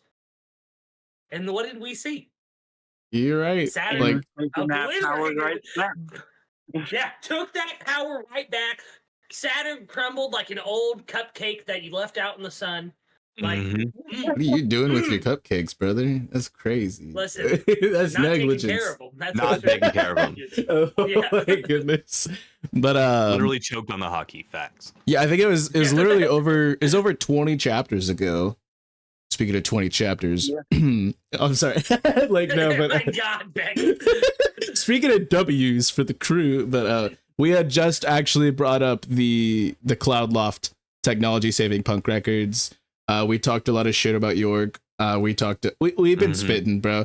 We also just talked to Jacoby about his experience and things like so, just to catch you up a little bit on what you missed. But yeah, I think that like with us seeing that 200 plus years ago, Saturn was still looking, fine and calling shots, and then with what happened to him, I feel like this is as close to confirmation as we're gonna get until the full reveal that you're spot on with the Faust shit, bro. Congrats. Thank you. I appreciate it, man. I put a lot of work into that theory. And then I even brought up, Tequila Wolf and how that could tie into it. But I like seeing that there's three other bridges that we have never seen, right? There's three of them out there. Or giant structures. We don't know if they're bridges for facts until tomorrow when we get officials. But seeing that that's like part of it as well. Like, sorry, I just ripped the pinch. No, you're good. Hey. I know you're about to make Knack in the chat lose his mind. This guy's been screaming about the bridges. Dude is making is doing purpose, make it seem like Emu's trying to take him out, so he's acting like his fear is spicy. Yeah, he's taking his power back. Oh God!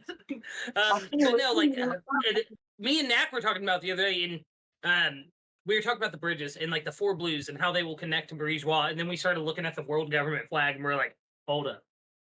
Like, it just makes too much sense. Yeah. Nope, somebody said something. I said cooking. Yeah. Cooking. Yeah, that's what I'm saying, dude. And It's insane. And I'm gonna say here because Jacoby did not hear it.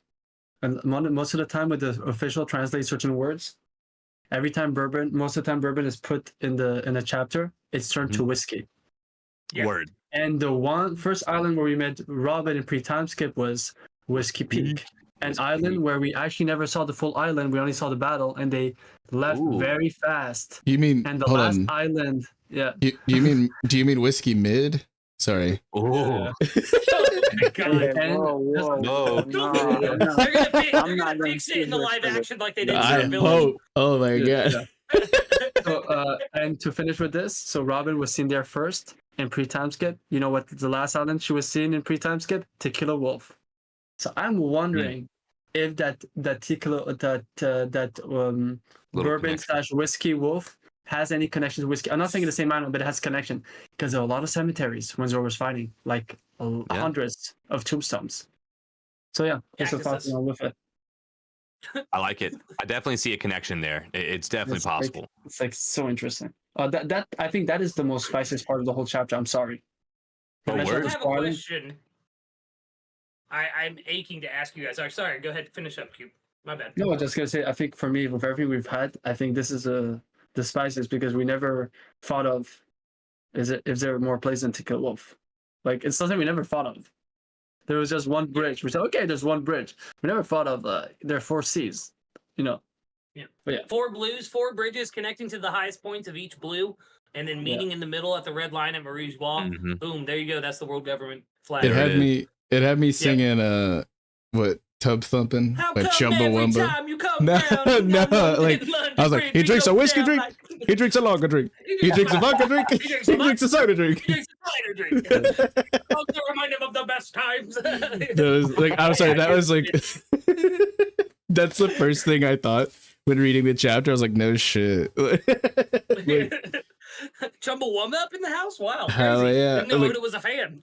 But like memes aside, like I think that this is potentially huge. Like, and obviously the revolutionaries, since they had a hand in liberating interns, you know, because YouTube doesn't like that word, from the Tequila Wolf situation, they might be able to shed some light on what was going on in other situations. And like Kuma had presumably been there on his search for Vegapunk, or like the cures for the Sapphire Scale. So like where else?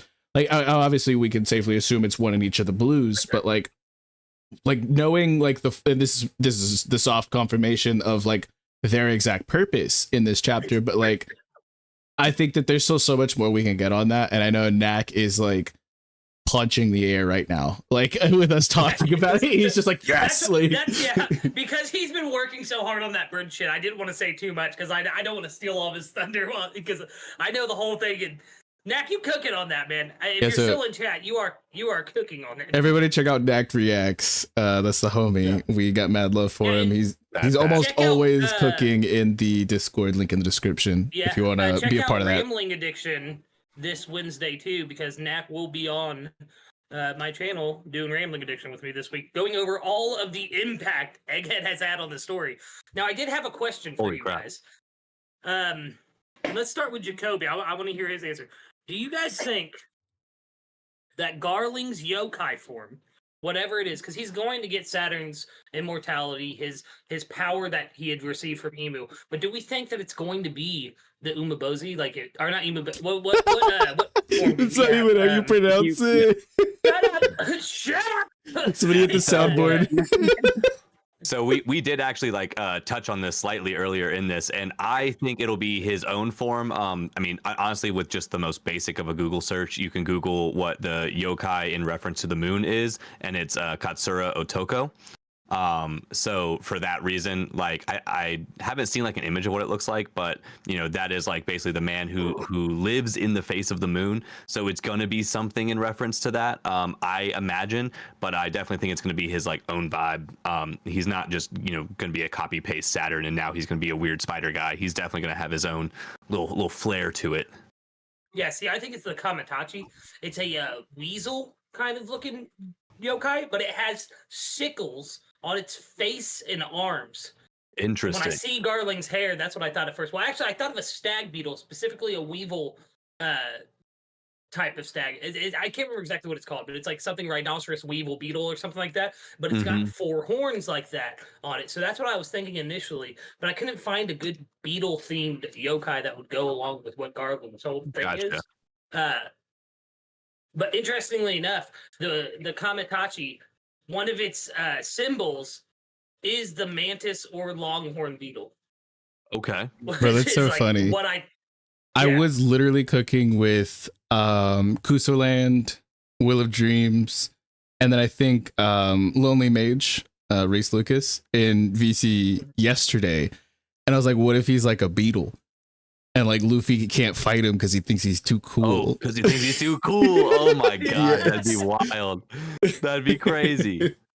I won't lie. Yeah, me and Smokey have we just wrote a whole theory about the celestial dragons representing beetles. Check out, stay tuned to the Eternal Dawn. That'll be out soon. Actually, you know what? Legit. I don't know why my brain went there, and I won't lie. I don't know how it's gonna be logical, but you kept saying Garland. You said so fast. At one point, I heard Garfield. I wanted to be a yokai version of Garfield, you know. He only eats lasagna. Kusoland Theories, for those of you who haven't checked him out, I don't know what you're doing. Homie is on the up right now. Definitely go check him out. But Kuso keeps calling him garlic, and I'm just like, I'm laughing so hard at that every time. Listen, I don't know who it was, but someone in the server the other day posted a theory, and it was Shank's twin brother Shiv. I think it was growth stunts. Yeah, losing it, bro. Yeah, huge shout out to. I keep saying Blue Hair Banks, which is like something I've been hearing a lot of people like meme about for a while. But Shiv, that was the first time I heard Shiv, and that is the funniest. That's so damn funny. That's perfect. It's Blue Hair Shiv. In Dex live reaction the other day, he started speculating on the fact that since we have the Norse ties with Shanks, that Garling's yokai could be Fenrir, which is fitting perfectly because Fenrir and Tyr are the ones who fought in the Norse mythos. Ooh. Ooh, I'm sorry. okay. Keeper in the chat said Saint Fingerling garlic because it's like a potato. That's amazing. That is so funny. Dude, that Norse mythology stuff though, that's going to be important, especially as we go into Absolutely. Elbath. Yeah, Like, it's gonna be crucial one way or another. Exactly, and like, because a lot of people think the Atom Tree, like the location of it, will be Elbath. Like when we did see a very large tree in the background when we saw some of the scenery of Elbath. It's Elbath. It was it's Warland, and then we got to reveal hundreds of chapters later on what Frankie's are Warland. They said they called Elbath, so it's in Elbath. That's literally Yeah. the layout of the stream that we're on right now is the big ass tree. It's behind chat. If you're watching, Yggdrasil. Like it's you know what I mean. Like that's what I think it is. It's the world tree. Everyone that has seen the manga panel and knows the fact of the headcanon that I'm about to bring up. According to some people, it's not a tree; it's just a waterfall. okay. I mean, Interesting. I can't wait till we get there. But like honestly, like I said earlier, when I was gabbing, I'm like, I'm just so excited for the post arc. Like Egghead has given us so much gas, even off like Island, which is like kind of unprecedented in One Piece arcs. We typically like the level of off island stuff we got was nuts. It's insane. It's like no other. And so like I'm just like I cannot wait, dude. But like yeah, like Elbath is gonna be cracked if we don't end up at Thriller Bark first. I said it. We don't end up at Thriller Bark first. Crazy. It's literally in the new world. It's anywhere. Oh my god! I'm telling you, Vex, it's not going to be Elbath. He's going to go to Cross Guild. I'm calling it. Dofi and Moria join Cross Guild. Guys, I'm having some issues. I keep hearing Vex talking, but every time he gets cut off for like 1 second. I don't know what he's talking about. Yeah, So Imu's stopping him from bringing up Thriller Bark for the 1,000,000th time. Y'all just wait. Just happened to Lucas. No, he said something and then he got cut out. It's so weird, man. It filters out words that he doesn't want to hear. Y'all just wait. Video coming out soon. Oh yeah. I'll All right. I'll wait. I'll wait patiently. I'll get my flowers, in due time. But it's gonna happen. Okay, so Jacoby, I have a question for you. Yes, You sir. are the guest. Okay, so we always have those questions about living or unalive. Mhm. Who would be the 5 people you would like to have dinner with? One Piece edition. Shit. Oh my god. I mean, Joy Boy has to just be one. Like he just has to be. Robin. I'm solid. Respect. 100% Robin. Yeah, respect. 1000% actually. Whitebeard, honestly, just because I really just fuck with Whitebeard so much. He's such a dope dude. And like especially like him in his prime when he was just on top of the world. Honestly, at any point, really, I'd be glad to just sit and talk to Whitebeard. So that's 3.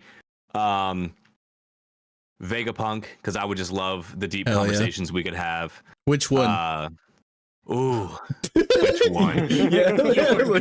Give me York here. No, you can't. No. Somebody mute this man. Lilith for the plot. Right, for the plot. Yeah, for the plot. For the we can talk about some great plot. The points. juicy plot. Yeah. Yeah, that incredibly thick plot. Yeah, that thick yeah. plot. That viscous plot. Yeah. I respect it. I got one more here.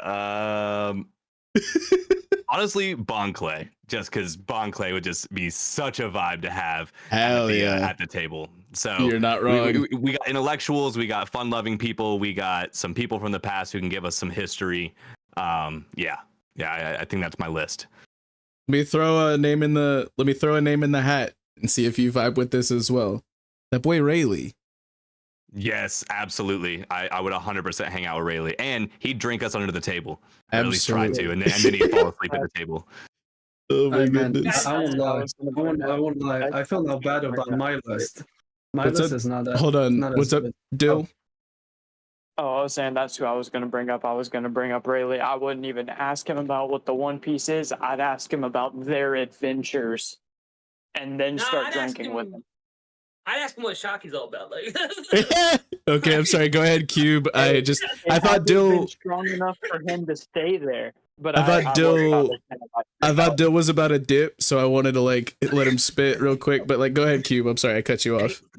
Okay, so I felt like really bad with mine. I'll give you mine very fast. I'll after let everyone go over their fight, but that's why your list is great, Jacoby, because mine is actually like really Appreciate it, bad bro. to the point where it's.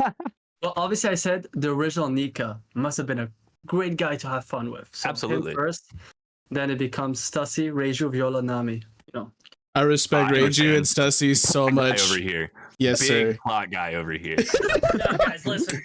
I know I want to bang Big Mom, and I bring it up every stream. Oh my god, you got no. me. Oh. If I could have dinner, listen, if I could have dinner with one person from One Piece, only one, I would have dinner with Dawn so I can let her know that Sabo and Luffy are okay. Oh my goodness, Aw. that's deep. I was about to say, if That you is said deep. Big Mom, I'm like, did you not see what happened to the last group that was at a dinner table with her? Listen, she can eat me any day, Oh bro. my mean, god, no. chill. I mean, you know, we all know that Lucas wants to go in on Linlin. Yeah. Stop. Yeah, I want to go in on Lin Lin. I'm literally still laughing at big plot guy. That was Big plot guy. You, Huge plot. Yeah, Cube just loves the plot. it's hilarious, but really solid question. That's a great question. I'm trying to think of any other interesting things throughout the chapter that we haven't really gone over. Go ahead. Oh yeah. Well, I mean, I just definitely have like the simple fact, which like technically I guess we could save this for the end of the stream, but we might as well just talk about it because we're here. The very last words of this chapter: an era of chaos dawns. What an ominous and massive representation of here is a definitive end of like this saga or you know, arc or whatever, actually saga, and like we are at a true tipping point, and this is like cleanly and clearly like the final like the chapter that is the line between what was and what is now. Like it Hell is yeah. different now, and that I don't know, I got so much like ominousness and like power from there. Like yeah, it was tough. It made me Like, think that's back so to crazy. Odin's journal, what he said to Toki, like, you are the moon, unaware of the dawn. And like with us Yes. seeing like Figureland, like who's like a Yes. like moon, like vibes all up and down, and then like that line, like yeah, I completely agree. Yeah. Like And it's just it's such an interesting time to be caught up and trying to cook theories when Oda is like pulling out all the stops. He's in the deepest corners of his bag right now, and Mhm. Oh, I'm yeah, so here absolutely. for it, dude. And it's Yeah. also very Uh, interesting. Just to jump in with what Jacoby just said is that the first time I saw also the chapter, the panel with the revs, you know, when we first see where they are in the garden with the Mhm. castle behind, it also gives me the scenery of Fujitora, the Flamingo, and Law when the Flamingo reveals the Lord of the World Government. You know that that place Yep. they were, where not too far from the castle, the bridge gave me the same vibe. Which is in this side, it was a reversal. It was the people who were opposing them. So yeah. It's like well, do you guys think with what Dragon was declaring there that he thinks they need to go after the One Piece as well? I think they need to gatekeep it at the very yeah, least, yeah. which Yeah, is what the okay. yeah, the four powers have kind of been doing that. They've been at like a deadlock, like a stranglehold, where like no one's been able to gain too much Yeah. ground because Mhm. players like Whitebeard or Shanks or like, you know, all these other big dogs, you know, huge fish on the sea have been just kind of preventing individual. So I think that like if they're not going straight for the One Piece, they're going to just try to like block the moves of the people Mhm. they surely don't want it to fall in the hands of. Facts. And a reminder also for Lucas to answer your question as well, adding to Vex, not to counter, but adding to it. Remember what Robin first said when she talked about Revolution Army. When she describes them, she doesn't describe them as an army that goes to people, an army that backs nations. I think now Ooh. they're gonna maybe back the right Well, horse. Facts. Not only that, but Dragon Strike said, like he says, we must hurry and achieve victory for our cause. which makes me think that what he's trying to do is unite the people so that instead of trying to secure habitable land and fighting over it, like he said, it's more of a let's work together to make sure everyone has habitable land. Which I think is a... Oh, go ahead, yeah. Well, yeah, just to continue on that, I think the big thing, like we kind of touched on this earlier with the way the revolutionaries work, is like they don't, attack. They just make these small calculated moves that create distrust and a little bit of like, light level chaos within the communities, which then expands upon, up to full level, like, destruction of the current structure that we have. So I think part of that, especially with him saying our cause, is now that he's created this disrest and distrust, or helped create that, now you have to go get those people and show them the more true side. So now that you have people at least just asking the question, like, is this a good thing? Is the government helping us? Now he needs to send his people out there and be like, hey, no, we are actually the ones who are about to take you to or open up this world to all the things that are right in it. So like, it's now a recruitment process of now you've created the distrust. Now go collect all the people that are going to join your side and help support them even further. And I think if you think about it, it already started with Luffy side. Think about it. Rayleigh is the first one. Marco and Wano. Salvo, Lucy did that. So I do think that we're getting the people like, basically people like Marco, Sengoku, all those who were from the previous era, but really felt long and hard and took years and years, And think the best example is Whitebeard. Yeah. Whitebeard literally came as the main character for that event. And he actually told everyone he's the new guy. The rookie is the new guy to go back behind. And he even told Luffy, which I believe he was convinced that he was Joy Boy when he makes. So that is your era. That is your era. This is the era that you're going to bring. So yeah, it's like, shout out Marcus Mars himself, Ghost Train of Thought in the chat. Let's go, Ghost in the chat. Ghost in the chat. So yes. So I think it already started. I think it already started. Absolutely. People are already backing different sides, and I would say that the Straw Hats were, I would say this. I love Rayleigh, but I want to see Marco more behind the Straw Hats. So I'm for that. Make him first commander of the Grand Fleet. Yes. Oh my God. Yeah. I really think though that Dragon's goals will align with Luffy's in the end, because what Luffy, 100%. Because what we've seen in the story through every arc is Luffy cares most about is the little people and making sure that, like he said in Wano, I want to make sure Otama has a place to live where she can eat and be full every single night. Yeah. And I think Dragon, even though he's going through it, getting to that conclusion through a more logical and like tactical, I want to say activist political way, he still wants that same end goal, a world where everyone can eat and be free and I think that their motives are aligned enough, but it's the means at which they go about accomplishing. Because we were talking about earlier, would Luffy and Sanji be pissed if they found out the Revs were starving?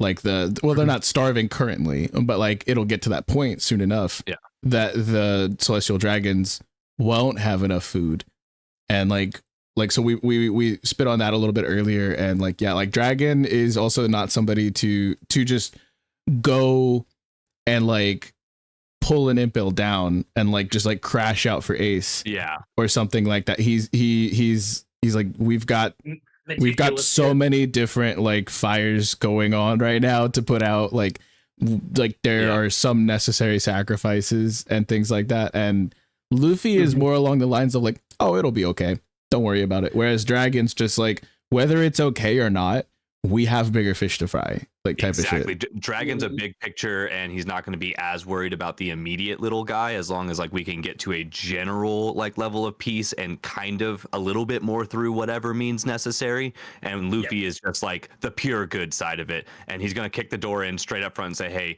you guys are effing around and I'm not about it, so I'm just going to kick your teeth in and then you'll stop. And Dragon is going to slowly topple the government from the inside, kind of thing. Yeah, because I think hold on. Not to interrupt, I'm so sorry, Jacoby. When you and I did our stream together on your channel, we got to say nice because you hit 69 subs while I was there. We hit 69 sub, guys. Nice. Let's go. Huge dubs in the chat. Let's go. Nice. With that in mind, as much as we would love to stay there. It feels nice. But like make sure you guys are liking the stream and subscribing. Hit the 100%. description for all the links for our 100% goated guest here, as well as our Discord and all of our socials as well, where you can see us cooking, be a part of the discussion as well. It's just huge W though. Cheers, guys. huge step. Before I lose my didn't mean to points, derail. Yeah. Sorry, go Q. because I agree with Vex what he said, because I don't think it needs much for the Rev to pick the side of the Straw Hats. Don't forget, Robin, their connection. There's Luffy, Mhm. Dragon's son, Sabo's brother, where Sabo already said that he's already behind Luffy. He's always behind his brother. And people don't realize that Ack mentioned in Dressrosa that Luffy was with Jinbei, meaning that he knows Jinbei. And if you look back at that scene, Koala turned around and had a huge face on her eyes. Don't forget, Koala knows Jinbei. They were on the same ship together. So I think he's right, Vex. It's not going to be on the Revs with the Straw Hats. It's going to be the Straw Hats wanting to work with the Revs. If Luffy sees how they work. So I think you're right on that. I think that might be like the only obstacle, if there's some stuff that they don't vibe with, some of their strategies. Well, something that really upset me earlier in Egghead was when everything was going on with Jimmy. And everyone was like, why isn't Dragon doing anything? Why isn't Dragon? He didn't have the means to attack Marie Schwabin. Yeah. He barely had the means to do it when they were successful at it, when they did it during the Reverie. So it makes sense to think that, like, Dragon, he's meticulous.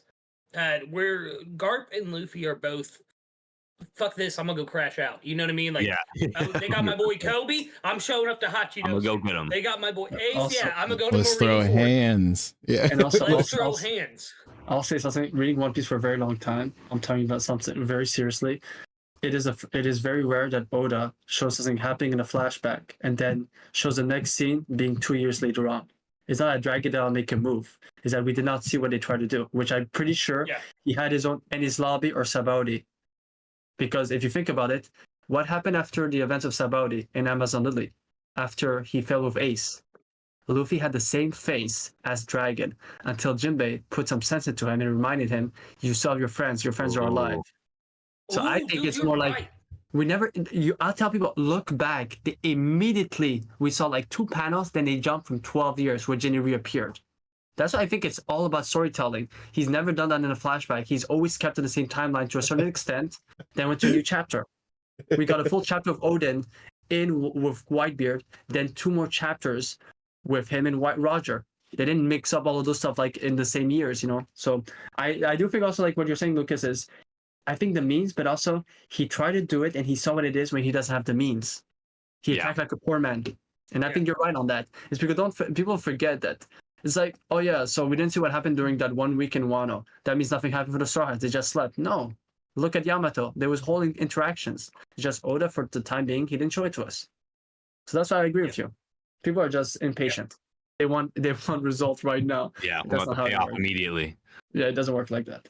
Which is wild considering the story is 1,125 chapters. Like, Yeah. you think One Piece fans would know patience by now? And they didn't really start pushing the story until 500-600 chapters in. So Exactly. I don't know, man. Thriller Bark was gas. Oh my God, Vex. I do think Rox, like Jacoby. I If do you agree. watch any of my videos on my YouTube, go watch my Thriller Bark video because I have a very spicy Gladly. Zebek take on there. That's going to be true. I think I've touched on at least some concepts in like a really cool thing with like the way my streaming is switched to like my Manga Mondays now. Every Monday I read the new chapter of One Piece with my community and we sit and yap about it just like we're doing right here. And it's really cool because we can literally do it like panel by panel, screen by screen kind of thing. And we come up with a lot of theories and stuff like that. And I've definitely heard a lot of theories around Thriller Bark and the Rocks Pirates. And then like, does it have to do with it potentially being God Valley and things like that? Like is that the place that you're leaning into with it? Yeah, me and Cube have talked about this a lot because he thinks Marineford is part of God Valley and Thriller Bark is part of God Valley. I think Thriller Bark is definitely God Valley. There's a lot of architecture in Thriller Bark that looks like the small bit of architecture that we saw in God Valley. But my big theory on that is that, and not to derail the stream or anything, but I think that Buggy is Rox's son. There's this Jack in the Box zombie on Thriller Bark, and as we saw that panel with all those Rocks pirates, we saw multiple of those as zombies on Thriller Bark, which gives more credence to the fact that it could be God Valley. But with the Jack in the Box, if Rocks was beheaded at God Valley, it would make sense they only had his head. And then I think Buggy, the reason we haven't seen another red-nosed person in the story was because he was marked. Think of the Scarlet Letter, a very classic tale where you're branded with the A for adultery. Buggy was turned into his clown because his father acted a fool in front of the celestial dragons. Yo, Lucas, I love what you just said, but you minimize the whole thing. The whole lore between the Marineford War happened in Thriller Bark and in Marineford. You have so much parallel between God Valley in just Marineford and Thriller Bark. And they said Thriller Bark just to be in West Blue. And they said for some reason God Valley had important resources.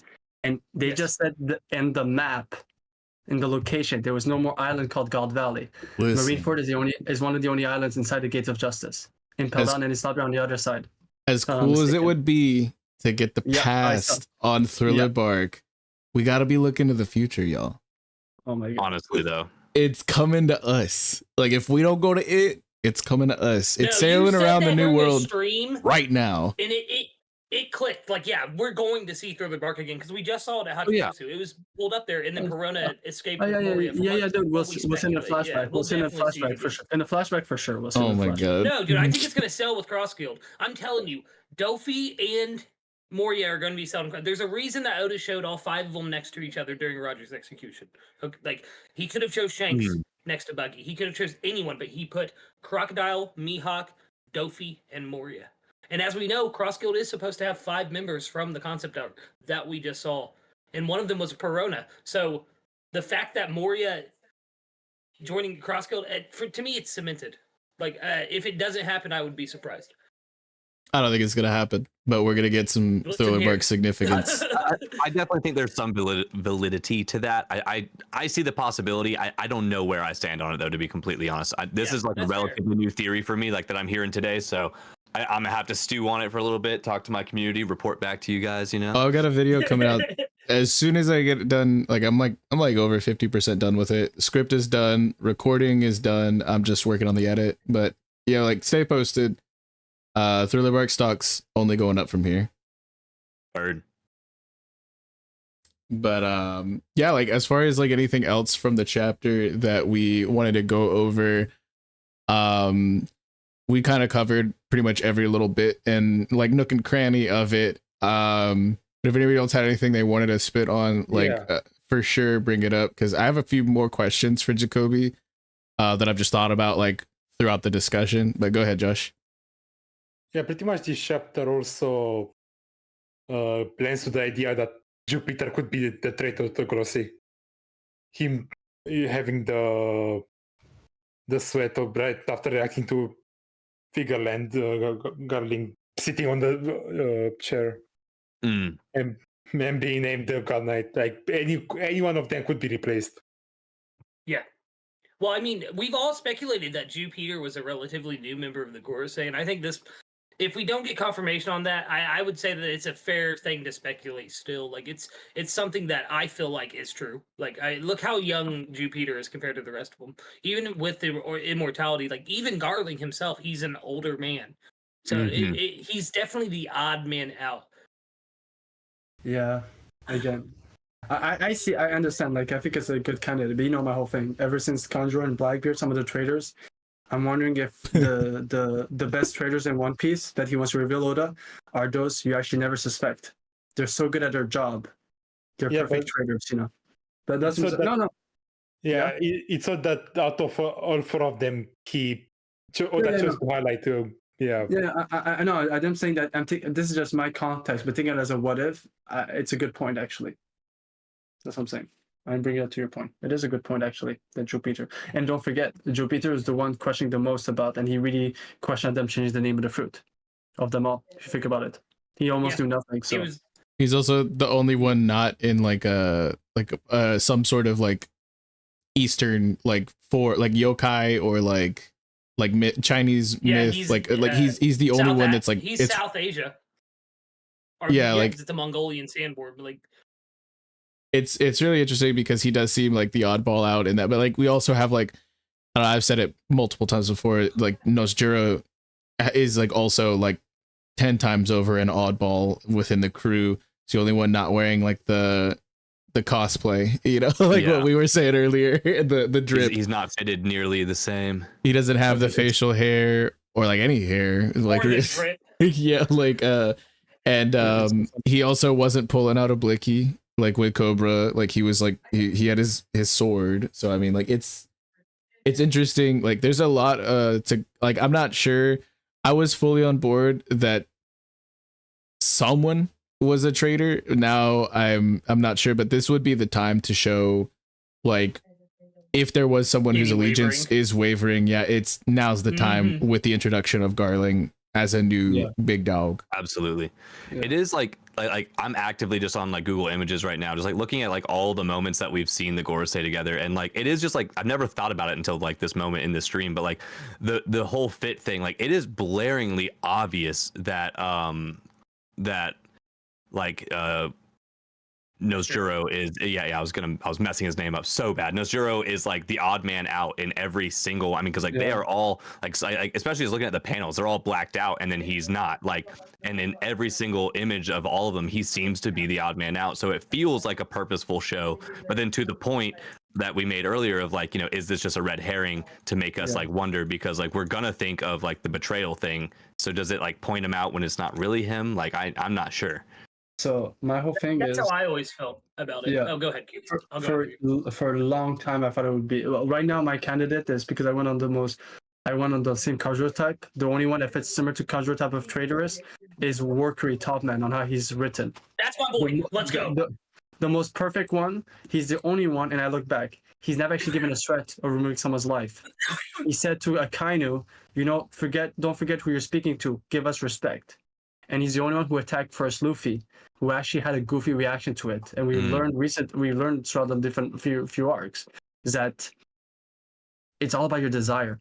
If you want to hurt someone, you can hurt someone. So is he the only one who attacks Luffy that makes him look more like he wants to see if he was Joy Boy?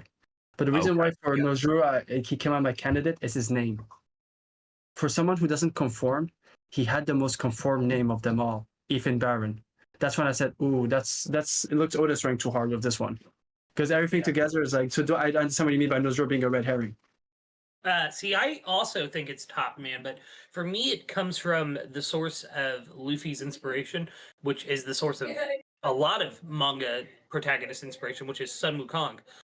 In the Tales of Sun Wukong, the mountain boar that Workery is based off of was his enemy at first, but then came to his side to stop the big bad of his story.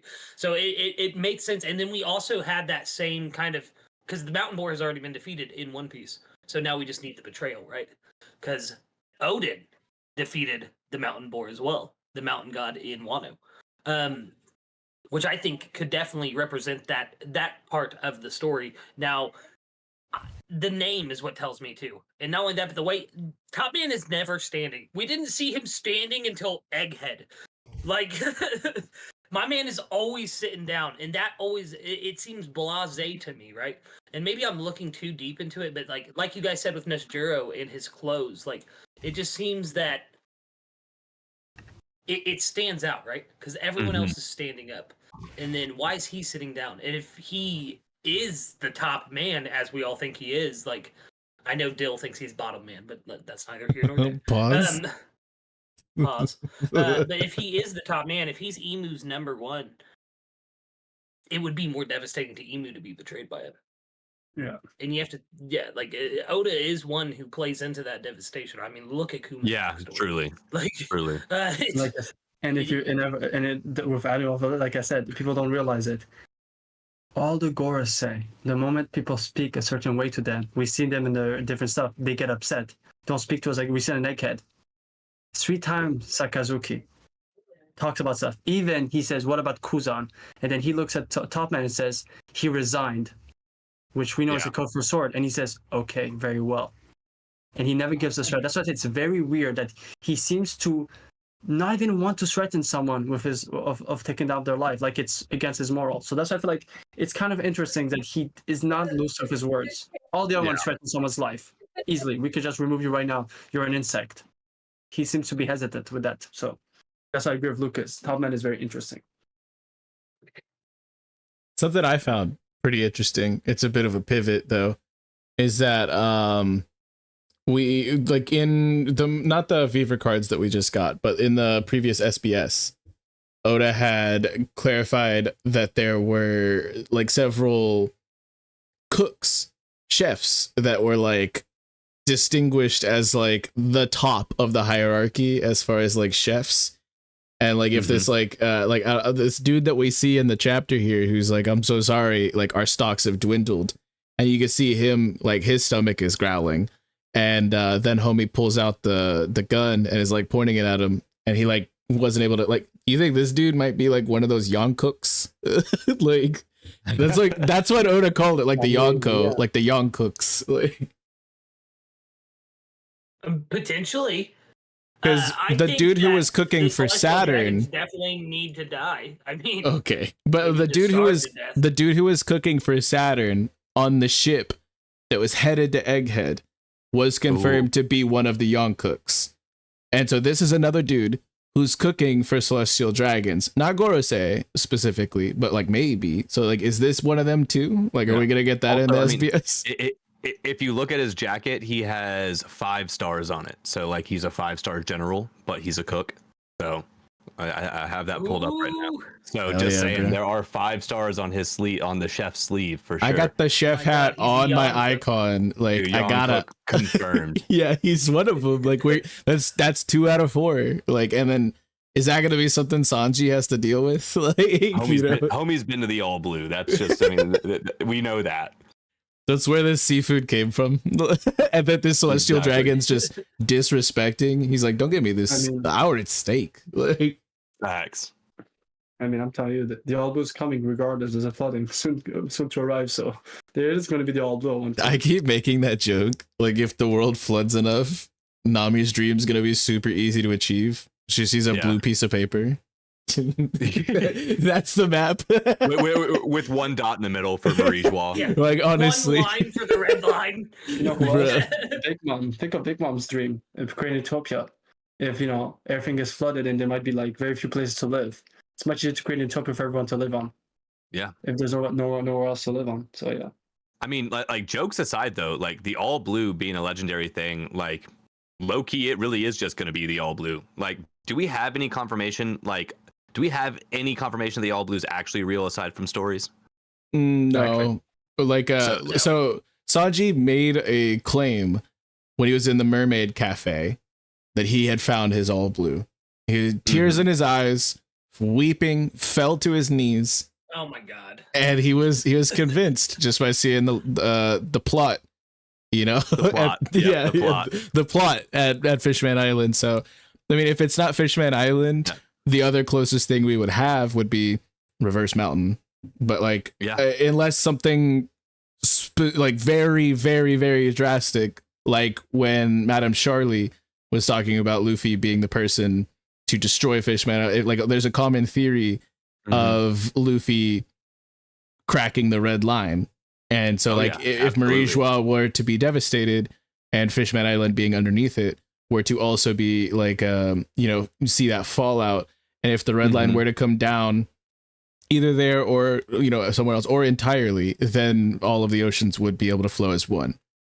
Yeah, I mean that could be that could be the legend too of like, way back in the day when this war was initially fought, like there was an All Blue, and then the water got drained a little bit, which created the world that we've been experiencing this whole time. Like, it's just an interesting little play to Sanji can't find the All Blue unless everything sinks, which would be wild. Yeah. But that's something I've been wondering. The red line is destroyed. Yeah. If the red line's destroyed after the flood, that will displace some of the water and lower the water levels a bit. Yeah, fair. Yeah, and also I've always wondered, in our real world, like, when we talk about our climate thing, and there's those extremists who are just, they'd rather live in a higher place or go to move out. Like, they're not going to fight it, right? They're not going to help to fight climate change, this kind of stuff. Yeah. What if a long time ago they predicted that, right, as well, like 800 years ago, about an event that's going to happen? What if the guy who came out with the All Blue was the one guy in the group that basically believed that it's inevitable So he actually was preparing the world Well- for it. Like the guys in the apocalypse were just they don't have they're pessimists about it. Oh, we won't be able to stop it. Yeah, well, I mean, like it could be the It's finding concept. beauty in it. Yeah, finding. I mean, there is a real world concept about how like there's like the Younger Dryas impact theory, without me getting too crazy deep on this stuff. But basically, dude, it says, I've gone off on it on stream. You're good. oh, dude, I am so deep on this, it's insane. But the simple concept of every 12,000 years we float through a asteroid belt, and certain like massive asteroids end up hitting us, and when that happens, it rapidly melts everything. All the sea levels rise immediately, and then it takes about 12,000 years for stuff to go back to normal, quote unquote. That like this whole like time period thing with One Piece could be a reference to that concept of basically society catching a reset every 1,000-ish years or 900 years or whatever it is that we have going on. And you know, the separation between the all blue back to the four seas, and then like that rotation back and forth, like it really could be what Oda's pointing towards. Yeah, Hell yeah. I'm all for it, brother. The Younger Dryas, like I said, it's something I've cooked on several times, and I think what it is that Emu's trying to stop that cycle. Yes. There's this huge theory that you know the One Piece world, the timeline is cyclical, like that Younger Dryas. You know, maybe every 1,000 years, like you said, it floods. I think Emu tried to stop it. For a long time, I thought that they were trying to keep the cycle going, but now I'm on the like they're trying to stop it. Yeah, Or control it somehow. And that random meteor that comes out of nowhere that we can't control and have nothing to stop is Joy Boy and his essence, his being, like his purest form of freedom, you know, like that is the impact that is inevitable, that no one has the power to truly stop. Exactly. I can see that Oh, go ahead, completely. Cube. I mean, I was just gonna say, like, have you remember Alabasta arc? The Wano flashback says it very specific. Luffy was hated by the civilians and Odin as well. Why? Because they were so alpha dogs that they didn't realize the consequences of it. And we saw on the Elbaf ship when Luffy went Gear 5 again, when he ate, the entire sea flooded and started to float. I'm just saying that we're in a world of a lot of conquerors, right? Mm-hmm. What would happen if a war like Marineford had all of those conquerors? Don't forget, in Marineford, Kaido wasn't there, Big Mom wasn't there. Like, you had one Yonko, and the other Yonko came at the end. So I'm wondering what happens when there's this big battle with all those different. It's basically what Supreme Kai had to learn in Dragon Ball with Majin Buu being hatched when he realized. I calculated only Goku. Both Vegeta and Goku are going over the limits. The damage must be enormous. I didn't think, we didn't find. I'm wondering if they might be the culprits and the same way. Like, and now my question is this. Yeah, and if it's a cycle, right? I have a question. Wouldn't Usopp be able to predict the lies into reality, and Madame Shorty predicting the future would be just them remembering a previous cycle? Because I said, what if Madame Shorty is just remembering her in the previous cycle in a future time? It hasn't happened yet, but it's a past. In theory, you could have good enough observation hockey potentially to be able to see into the past and into the future. You know, like anything is possible.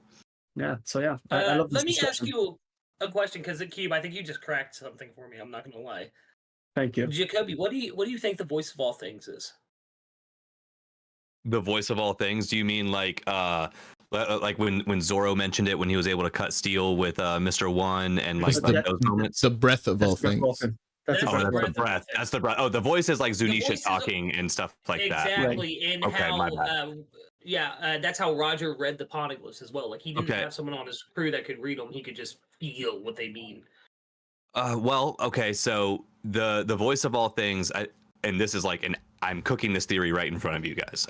So bear with me. But based on what we've talked about today, with how hockey is one's willpower, and that doesn't seem to go away. It's kind of like the concept of energy is neither created nor destroyed. Same with like hockey and everything like that. So the voice of all things could be the giant conglomerate of history, like of all the most influential, like knowledgeable, powerful people in all of history, i.e. Joy Boy and people like that through the decades, kind of giving their great grand knowledge. It's kind of like on like the potential like theory of like the universe is God, as opposed to, you know, there's like a dude in the clouds kind of looking down, but like the whole conglomerate of everything is the one entity. And I feel like that's kind of what it could be, as far as it's the voices of the past, or it's the voices of pure truth, you know, maybe pure objective truth, as opposed to subjective and like humanized truths that we're dealing with now. Yes. I think it's you being able to tap in with that, and also only certain people are able to hear the voice, and I think those people are pure people, like Momonosuke. Momonosuke is able to hear the voice, and he's a genuinely pure human being. He and, you know, and same with Luffy. So I think that's kind of where I'm at on that, where like that's like the whispers of like that's Joy Boy from day one being able to talk to our current day characters. Let's go, dude. See, I've been saying for a while now, Cube, I'm sure is tired of hearing me harp about it, that it's the echoes of the voices of the past. And then I was rereading part of Ohara last night, like the Ohara flashback, and Nico Olvia straight says that. She says our job is to protect those voices that are echoing from the past. And Dude, so I'm fully subscribed to the idea that it's Joy Boy's hockey or his will literally reverberating through time and like helping people understand what needs to be done. And Cube, you said what happens when all these conquerors come together and like and I'm gonna add something clash. else. What if that's their voices? That's their voices that echo through time. And again, that's why his voice is echoing through time. And I'm gonna add, you know, usually what I add to my theory, because I think we can just merge both of us. We have different ideas of voice of all things, but it merges perfectly. He said the voice of the past, and it fits with Dr. Hiduk.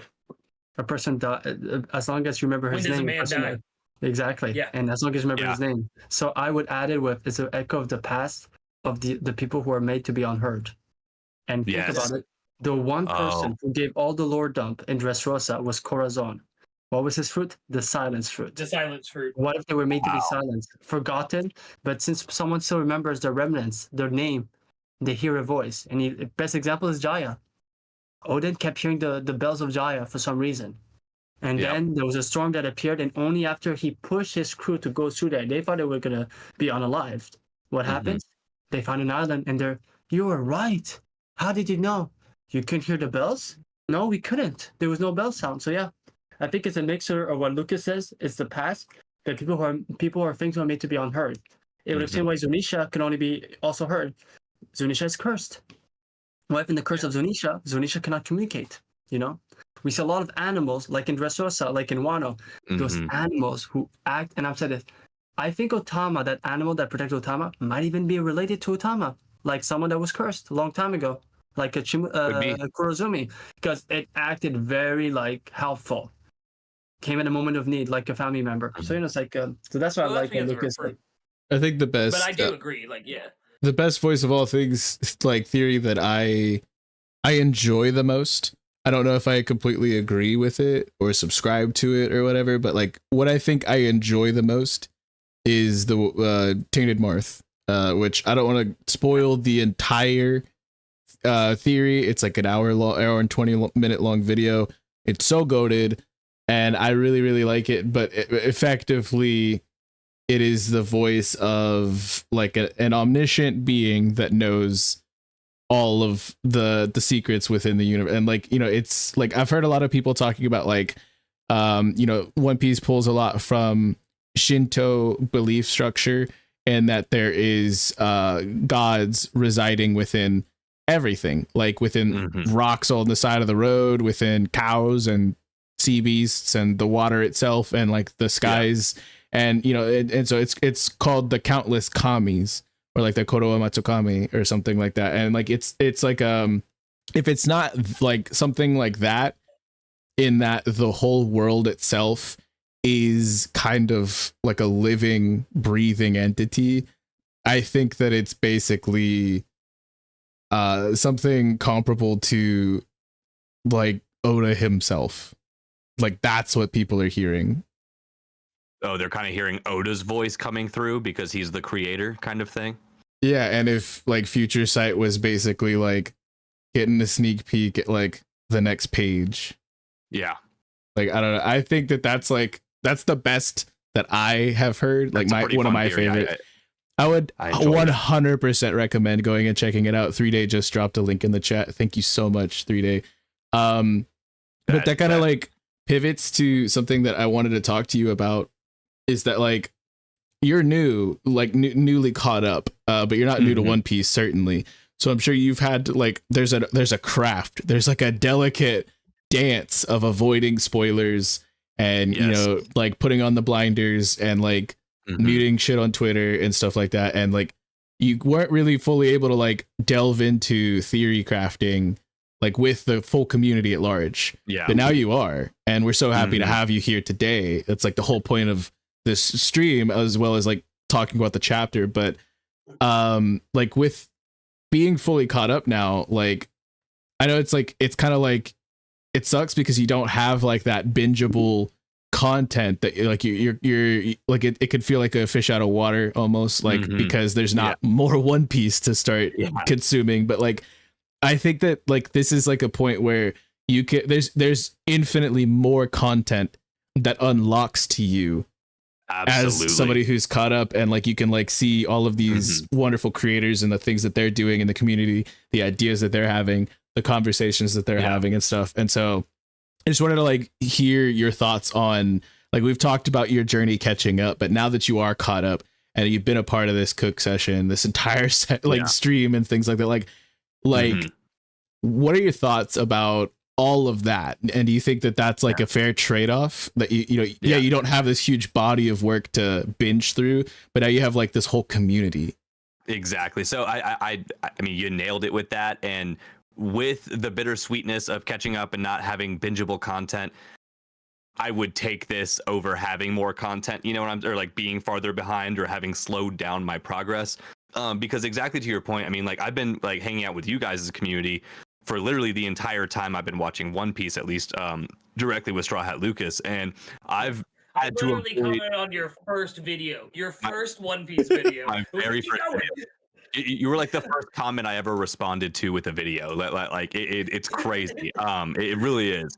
But like during that whole process, I've not been able to consume you guys' content almost at all, or like very like carefully. Like it would have to be like, hey, go ahead and tag me in that post you made, you know, a year ago, so now I can watch it and talk about it. And then with other content creators like Saiga and Brody and all of them, like it sucks having to like them being like, all right, spoilers for, you know, caught up to Wano. I'm like, well, shit, you know, scroll on, like I'm out of the conversation. So I think is just like, for me, it's the coolest damn thing. To your point of like the amount of content that just opened up to me about this is wild. I've still I feel like I have so much, like I feel like I just finished the first thing and now it's time for like the time skip level where like, you know, I have my groundwork. I have all the stuff that we can, you know, talk about and lean back on, and now we can start building.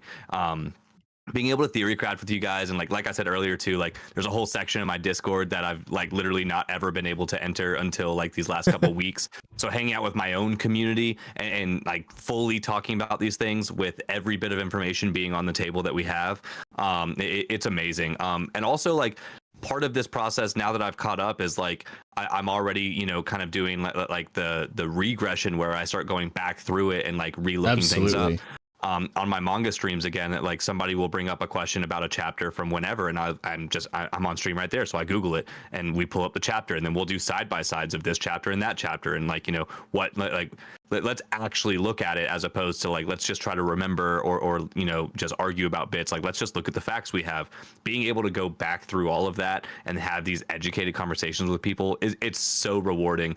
And yeah, I feel like now I'm in the One Piece community. You know what I'm saying? Like I've been driving to the meetup the whole time, but I finally made it. It's Rock Lee. Texted me like I'm 5 minutes away. It's Rock Lee dropping the weights. You're literally like, like weights drop. Vex. Hell yeah. You might not. Do you remember this when we had Jacoby on Chat Rules when he just finished Fishman Island? He told us this theory he had about poneglyphs. And he basically described the fucking like road poneglyphs before he ever knew about it. He was like, I was like, I was literally just like, yeah, you could be cooking. Like, wow, crazy. By the way, let me take my W and my flowers real quick. You know, I had a couple theories that we cooked on here. Yeah, I think that the biggest W though is the community that you've cultivated, in that there were all of these people who, some of them were caught up, and some of them Mhm. were like right there along with you for the journey. But Yeah. for those that were caught up and were still able to kind of guide you through without you getting Absolutely. spoiled on all these major things, and for them to be like, because I'm sure you've seen, as somebody who was consuming predominantly the anime for the Yeah. bulk of your journey, I'm sure you've Mhm. seen some of the SBS content and the Vykthor Absolutely, cards and the cover stories, which is manga Mhm. only, but Yep. with your community kind of like helping and like kind of spoon feeding you these things as it Absolutely, becomes yeah. no longer a spoiler to you or becomes once again relevant to you. Like that's a huge W. So major Dude. shout out to the whole drop squad. Like honestly. Absolutely, sir. man. And thank you for that. And hats off to my community, man. I am so thankful for them. But like exactly as you said, like it was so cool that they had the extra information. So as I was watching something, they could further describe it without giving me spoilers, but give me the actual like real context. Like the simple, like I asked the question about the whole Enel thing. And that, you know, big cover story that everybody talks about where, it's actually all explained. He goes to the moon and all these people and, you know, like all of that.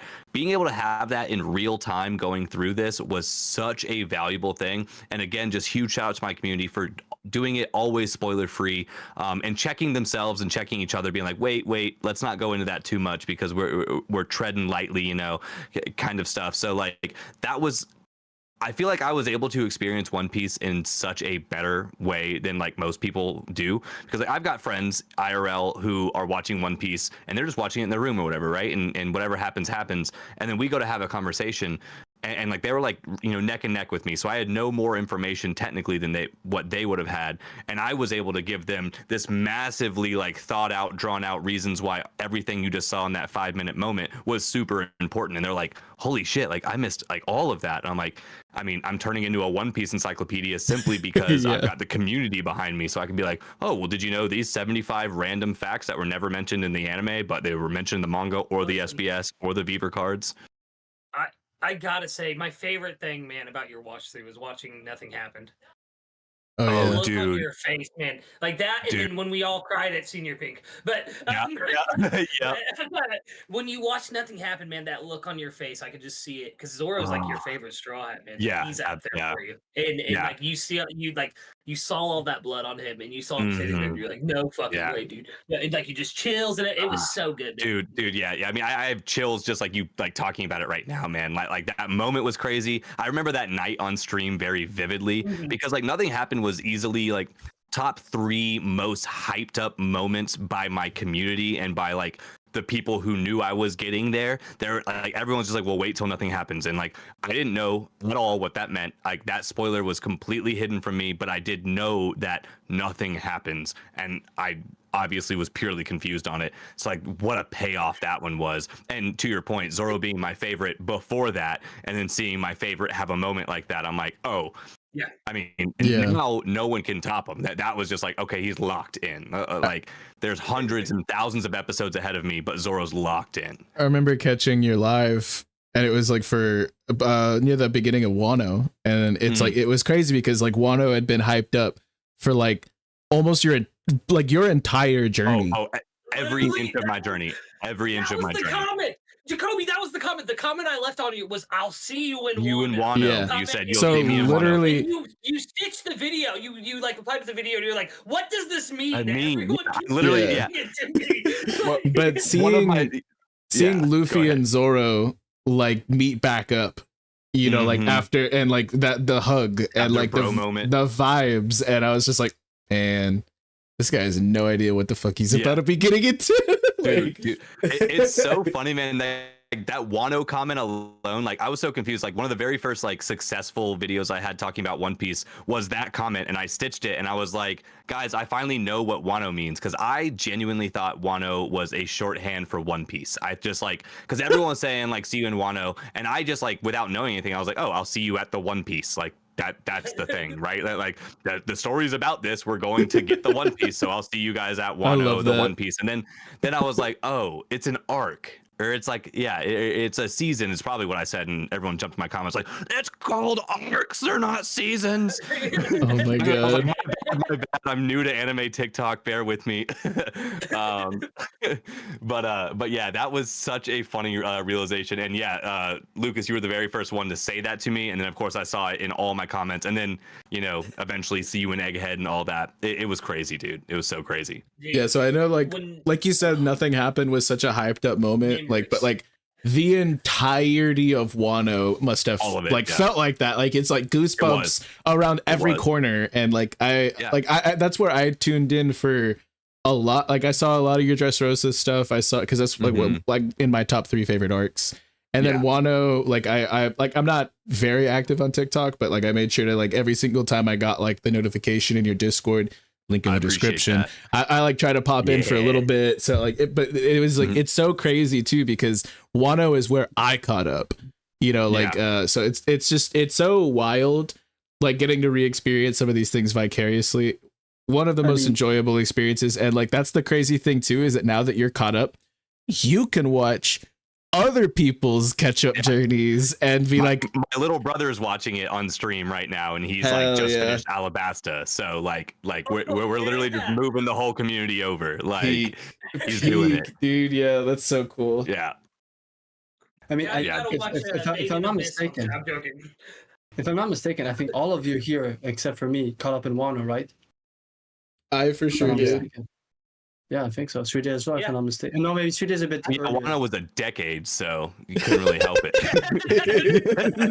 and also, Jacoby, it doesn't help with me. Like, One Piece is one of the first manga I read, because I'm since 11 years old. I've been reading One Piece, and I'm like, man, you have been weekly your entire life, bro. Yeah, so that's like it's not. No, he's pretty old. I was like Cube's old. Don't get it twisted. But no, what, bro? Cube's not old. But no, no, I was making Void Sentry jokes earlier. But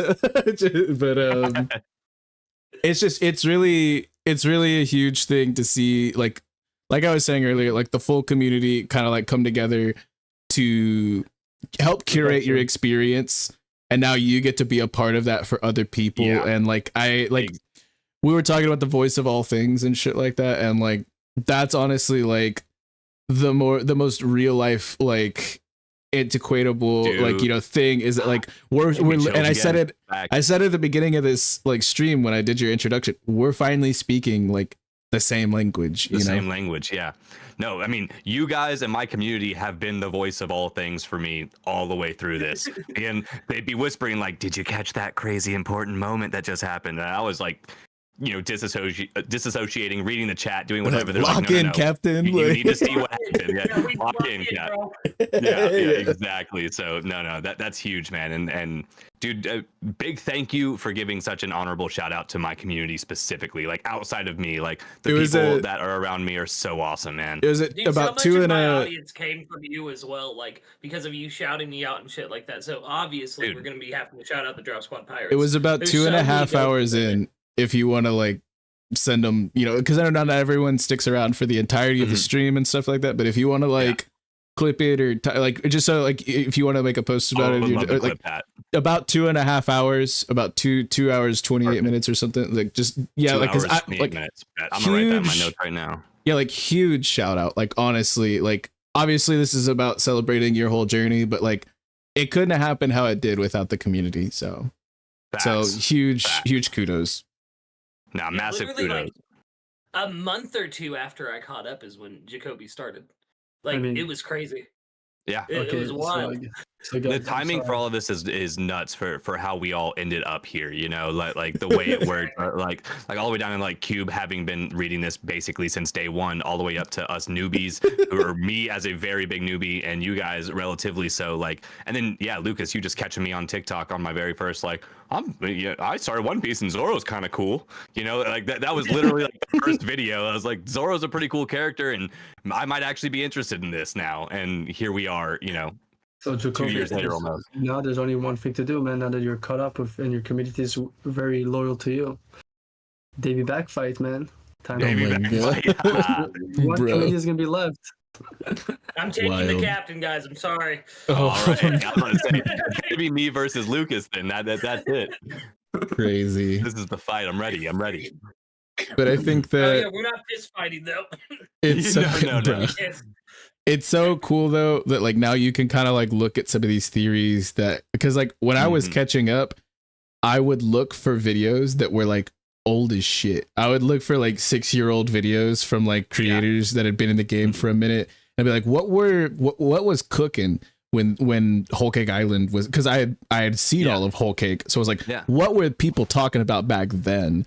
And so I don't know if you've done any of that. FOMO on that. So I haven't, but I want to, because that's like another weird thing about the way this journey worked for me. And like kind of back to your previous point of how much content opened up for me. To be honest with you, man, I avoided 99% of One Piece content I came across, just whatever it was, just on the simple off chance that they would say something that would wreck me, you know?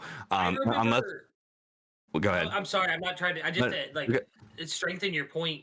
I remember sending you Devil Fruit rankings, but only ones that I knew you had seen. Exactly. Like Exactly. Well, I had that conversation with you. I was like, bro, just to let you know, like, I see your video, I double tap it, like I repost it, but I don't watch it because I can't. Like, you know, and then you started tagging me, and like, you know, again, for, you know, creators like Saiga and Brody, like they're so good about spoiler warnings that like I was like, I would watch their content, like honest to God, like until the last couple weeks, the only One Piece content I've consumed is you guys from y'all's community, Saiga and Brody, and that is literally it. Like because I just didn't trust anybody or know well enough, or like even like sometimes like something would start happening, I wouldn't even realize it's a spoiler, and then all of a sudden I'd be deep in it. I'm like, oh. So I just like the fact that I can just like enjoy One Piece content now, I'm so excited. I'm so stoked. Hell yeah, bro. That's awesome, dude. Also, I remember when I saw your video of you reacting to, I think it's 11:10, the happy 10th birthday, and I immediately went and tagged you in my fucking reaction. Yes, dude. Dude. Yes, dude. And I was if you so want to- excited when you hit Egghead. Sorry, go ahead, Cube. Also, Jacoby, if you want, one of the oldest theory that actually made a mark, but back then the person was basically mocked. And we had to give props to Mr. Morge, who years later on he didn't know the guy, but he gave props and he said it became relevant. It was like, I think it's at the time, it was even before Water 7. It was all on Park Farm, like way back. And he said, after the Suriname Laboon, and you know, we got reacquainted with certain stuff, he was saying like, there's a lot of weather phenomena. What if the Laboon thing isn't wrong? What if the red line and the reverse mountain is what's going to create the all blue? And he was mocked into it. And that was like, the water. Oh my God. He was saying that back then? That's crazy. Yeah. And Mr. Morge just he has a video on his channel, Mr. Morge, where he actually gives props to the guy. And obviously the post isn't there. So he brings up all the points he remembers and just adds a bit to it. And now, I mean, for the last 6 years, people have been talking about that, like it's going to happen. Oh, yeah. One of the first fears. And I remember even me when I read that says, that's kind of wonky. But I was young. Yeah. Now it's homies reaching. Like I don't know. It doesn't make sense. That is so crazy. I wasn't in the community, or like even really a fan. You know, I watched the 4Kids version way back in the day and got into Alabasta. I'm sorry. But nah, dude. That's like why I hated One Piece for so long. the Western reception. I heard Sanji's voice one time when I was 10 and was like, never again. Yeah, the whole Western reception was kind of stifled by that, and that's why I'm really excited for the reanimation and the live action and things like that. But absolutely. like, I was like toe deep into like One Piece back then, but I wasn't like like super knowledgeable. But it's so funny every time somebody talks about theories from like way back in the day. I remember seeing a teching video where he was talking about like it was a theory at one point in time where people thought that Rayleigh had sea prism sandals because we didn't know what hockey was, and he was able to hit a Logia. And he was able to hit a Logia. It's so funny, crazy. Dude. Like, and dude, that's not a bad theory when you don't know what hockey is. Exactly. Like, it's not a bad theory, really. Like, and I so, would have been like, okay, maybe, you know. If you do Smoker revisit has a Sea Prism sword, so yeah, if you do like a revisit, the funnest game to play is was that hockey? Just like look Was at all that of these hockey? instances throughout the pre-time skip eras and be Mhm. like, oh shit, was that hockey? Like, Yeah. you know, Was that fucking hockey? yeah. I do No, love seeing Oda's thought process. Like you can see him developing hockey all the way through, like the beginning of it. Like you can see kind of the moments where he's like, "All right, he's playing with it a little bit with like the shave and all of the CP like powers Rokushiki. that they have." And then like it's crazy how that progressed.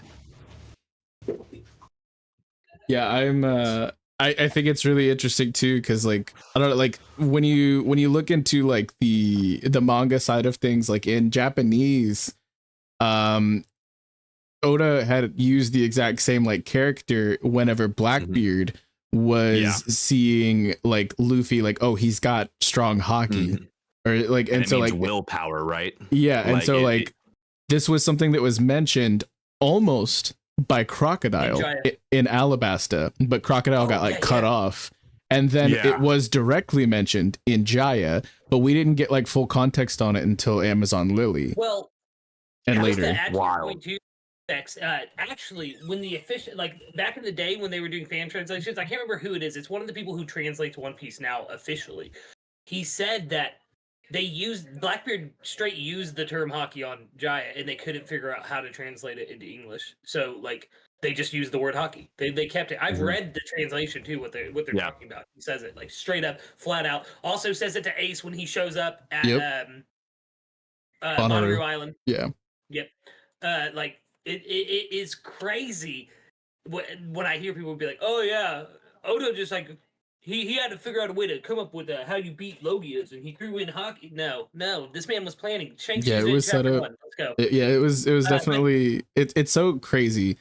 Once you start to get all the like VH1 behind the music fucking details, you know, like to like knowing that Oda was hospitalized for a part of Dressrosa, and that in order for that arc to continue on relatively on schedule, Kishimoto literally went and visited him in the hospital and was like, I'll help you draw. Like if you're not gonna quit, if you're not gonna slow down, I can't just like let you tear yourself up. Like I'll help you. I'll take the burden from your shoulders. So like that's so cool. I stand on that all the time when anyone wants to start doing the One Piece Naruto argument. I'm like, stop. They're good friends. Like this is like there is no argument. Like both of these beget each other. Like Sanji was literally gonna be named Naruto. He was gonna be named Naruto, and then like Kishimoto was like, "Hey, can you not like be a real one?" Like, well, like because Kishi didn't even say, "Can you not?" Kishi offered to change the name of his entire manga because Oda was gonna name Sanji Naruto, and Oda was like, "You know what? Nah, you hold that, and I can change it." And because then seeing the whole shit with like Reiju being Zero, and then Ichiji, Niji, Sanji, like that is something that developed organically throughout Oda's process because of that decision, like so long ago. And it's like it's so cool. Like I love all of the trivia. It's not just like all of these esoteric like facts about the story itself and like the world within it, but like around it, you know what I mean? It's like it's what's so cool around the actual creation of it. That is so fun. Like I love these types of like, it's just so cool, like getting like more of a fresh perspective on some of this, and like it's been a long time coming. Wild to say, considering you and I, like we said, you caught up at what, 1046, 1045? For me, 1044 was technically when I caught up, and I was 1048, like, or 1049, one of the two. Like it is wild. Like you said though, to hear like fresh takes on it and stuff. I can remember, I just to like harken back to what we were talking about a moment ago with like looking up older theories. I can remember there was a Reddit post from this dude where he was like, I think Luffy's devil fruit isn't the gum fruit, and it's a sun god fruit. And this was like 3 or 4 years ago, and everyone was like, no, you're an idiot. Yeah, it's the gum fruit. You remember? You remember all the resin theories? Like, and whenever we hadn't seen the like, it was like it was literally it was just the end chapter of his hair going like that. Yeah, whenever his hair turned all gloopy, and that was like the to be continued like break next week shit that we got, and like nobody knew what was about to happen, but we saw Zunisha being like the drums of liberation, and like Kaido thought he was, and then Luffy just smiles, and we see him with like gloopy ass looking hair. Everyone thought it was like tree sap or like resin, and like there were so many theories on like the What a resin weird theory. Yeah, the resin fruit, and like it's so funny because like I still like it's crazy because they all made sense. Yeah, it all made they were sense. able to tie it together. Yeah.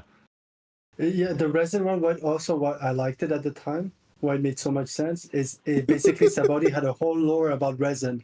So basically, it was talking about this is basically the effect of the Nika fruit throughout the years. It affected Sabaody. That's why Sabaody became so big. So that's what the resin fruit was actually. Okay. Randy Troy, I think, made one of the best one because he didn't make like, oh, he should be resin. It was more like, this could explain why certain places are so big.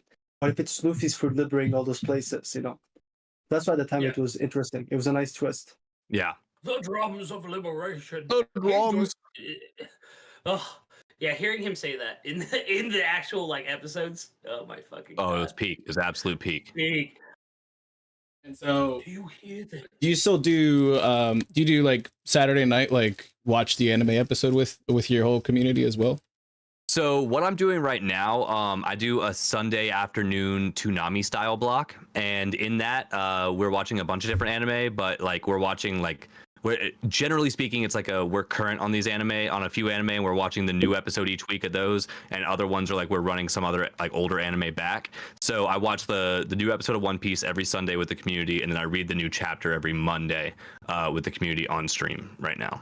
Hell yeah, because like tonight's episode is supposed to be a big one.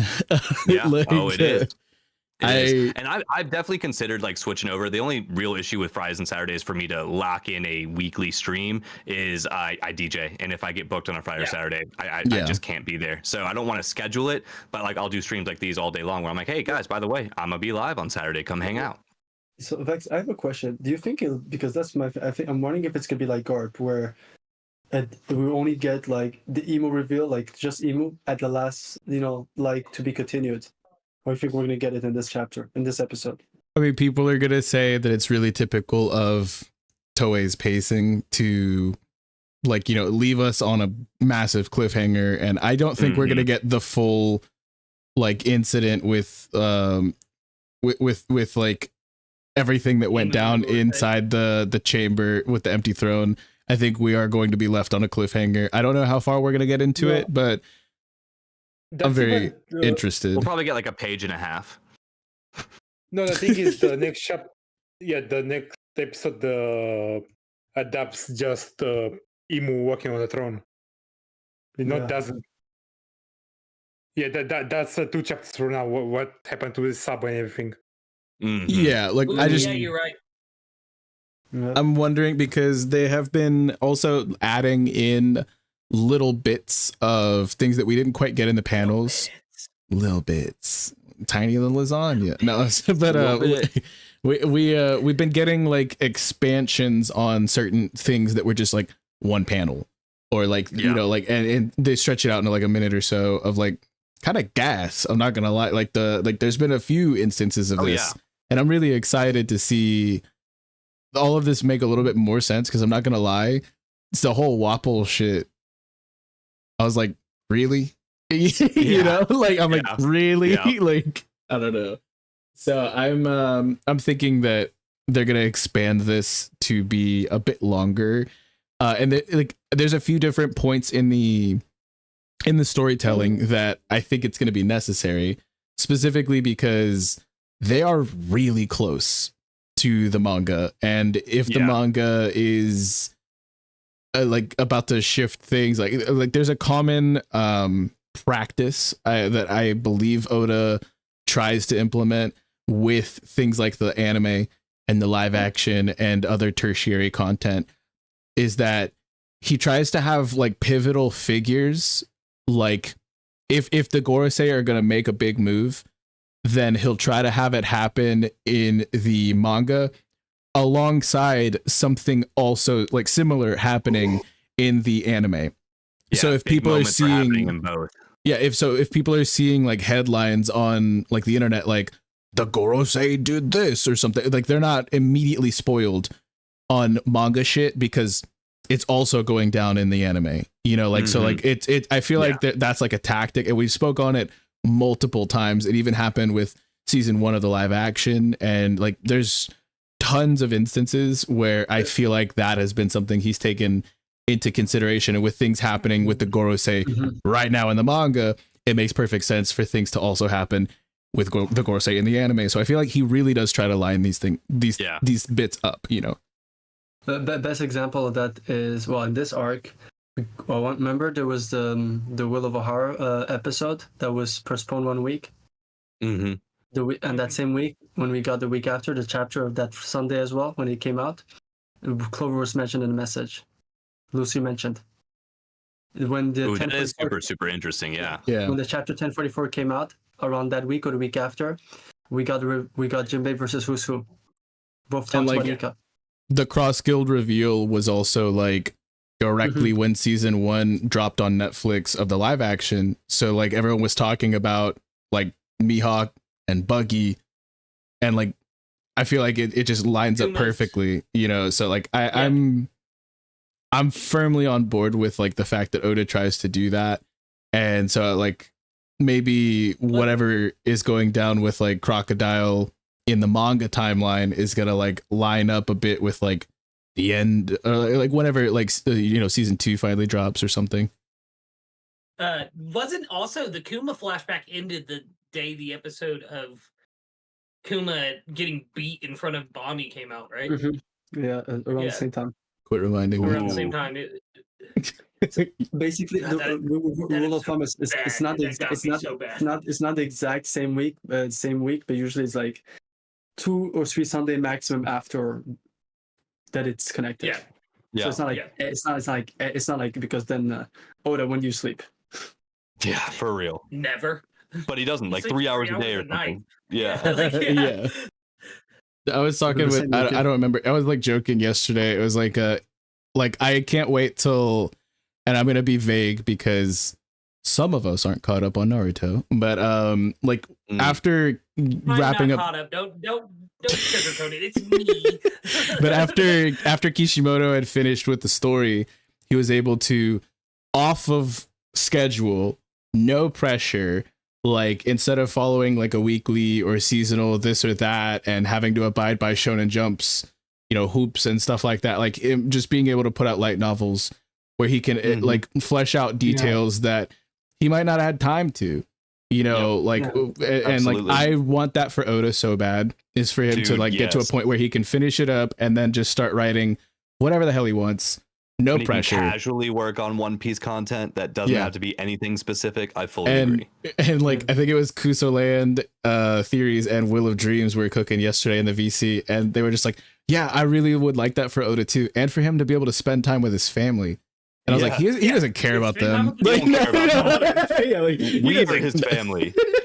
This is it. It's so funny. We are the Nakama. He spends time with us on Saturday nights and Sunday mornings. I can't wait for you to get into reading Naruto. You know, can't wait for you to find out that Sakura is actually Naruto's mother. Oh shit! Sorry.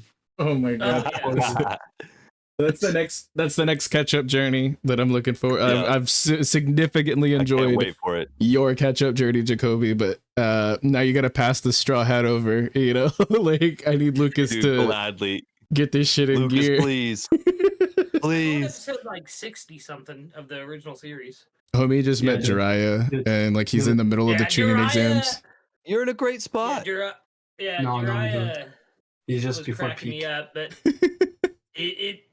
I'm not gonna lie, some of his English dialogue is not the best. It was a different era. Okay. It was a different time, bro. Yeah. But yeah, not to derail anything, but my homegirl Stella from the community just popped. Today is her 30th birthday, so big ass happy birthday to Stella in the chat. The sound is off again. No, he's back now. No, he's back. Happy birthday, Stella! Happy birthday, Stella! Happy birthday.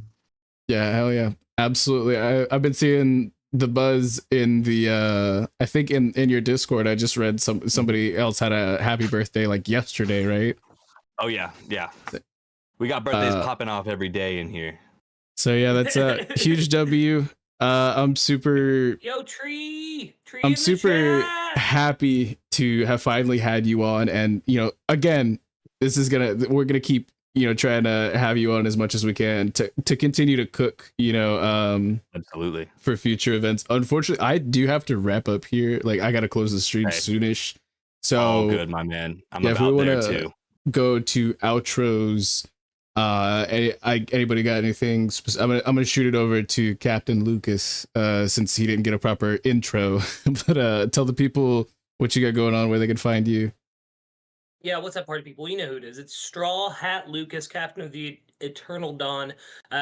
Catch up on this week for Rambling Addiction. I'm going to be on there with Knack Reacts. We're going to be talking about Egghead and the impact it has not only on the story, but the community. Also, check out tomorrow. I will have my reaction to 1125 up. I'm not going to lie. You're going to want to watch it because of that Saturn reaction.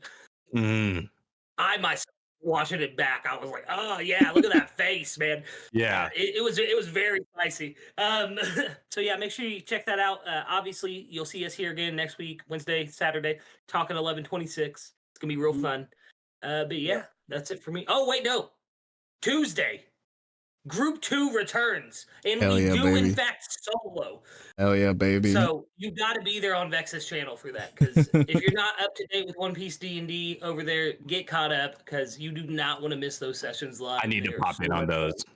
They It's sound like a a- blast. It's a so ton of fun. dude. The crew is 24 years back, right after the passing of Roger, the dawn of the golden age of Cool. piracy, sailing through the Nice. North Blue. North Blue is completely unexplored outside of a few bit of little details here and there. So I had a lot of creative room to just kind of interject my own shit, create my own islands, make my own villains. Shit, it's That's a lot so of fun. awesome. Yeah, it's a whole vibe. There's a playlist on my channel if you guys want to catch it. Link in the description of that. But yeah, Group 2 does in fact solo, and yeah, you guys can catch me there obviously on Tuesday nights. It's your boy vexyz. It's always a good time. I've also got a video that I'm working on, and I started a Patreon where I put out maps for virtual tabletops, high res battle maps and Nice. stuff like that. So you can check me out over there. That's the best way to support me. And you can join my Discord. Also linked in the description, the Lurking Legends Discord. It's always a vibe. And then yeah, if Josh or Cube want to plug anything before we send it over to Actually, I also have an announcement about the Eternal Dawn. For those who don't know, we are about to open our first museum where we'll be showcasing a certain skeleton, Saturn's skeleton, oh for my everyone to god. view it. We've just Let's opened go. the body, Bro- so Let's go. you can throw rocks, Well, you can spit what's on it. left of the body? oh my Yeah, god. and there will be no Yo. case, so you can show your painting. You could do whatever you want. It's meant for that. So like this, Perfect. Kick it around and We're- play hacky sack with it. Oh my god. Yeah. Absolutely. As Absolutely. you know, the Eternal Dawn is always there for the community, and we know that you guys been demanding that. We will bring the body to the people. Okay. Yeah. We want the body. Yeah, what a chapter to bring you on as the first guest on our new platform. It's been real. Tell the people what you got going on. Obviously, links for everything in the description, but go ahead and tell them what you got going on, brother. Yeah, so just more anime content in general. I've got my streaming schedule pinned on my TikTok page and in my Discord. I also have a Discord and community, the Drop Squad Pirates. But currently we have Toonami style streams on Sundays where we're watching a conglomerate of animes, 1 to 2 episodes a week, as well as current stuff like the current episode of One Piece, My Hero Academia, things like that. And that's also all community voted on. So if you want to help choose what it is that we watch as a community, you can certainly do that. We do Manga Mondays on TikTok where I read the new chapter of One Piece and we yap about it. I'm doing a fairy tale watch through on Wednesdays. And a slime isekai watch through on Thursdays. So a whole lot of streaming.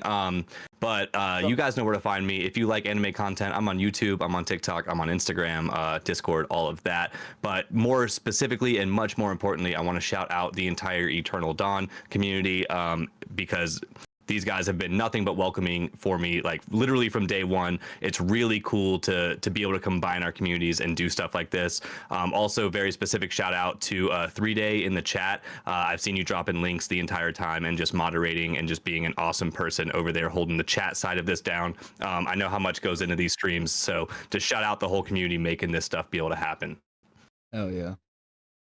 I'll see you on Well, Wednesday. I'll see you on Wednesday for Fairy Tale. Oh, it's Yeah.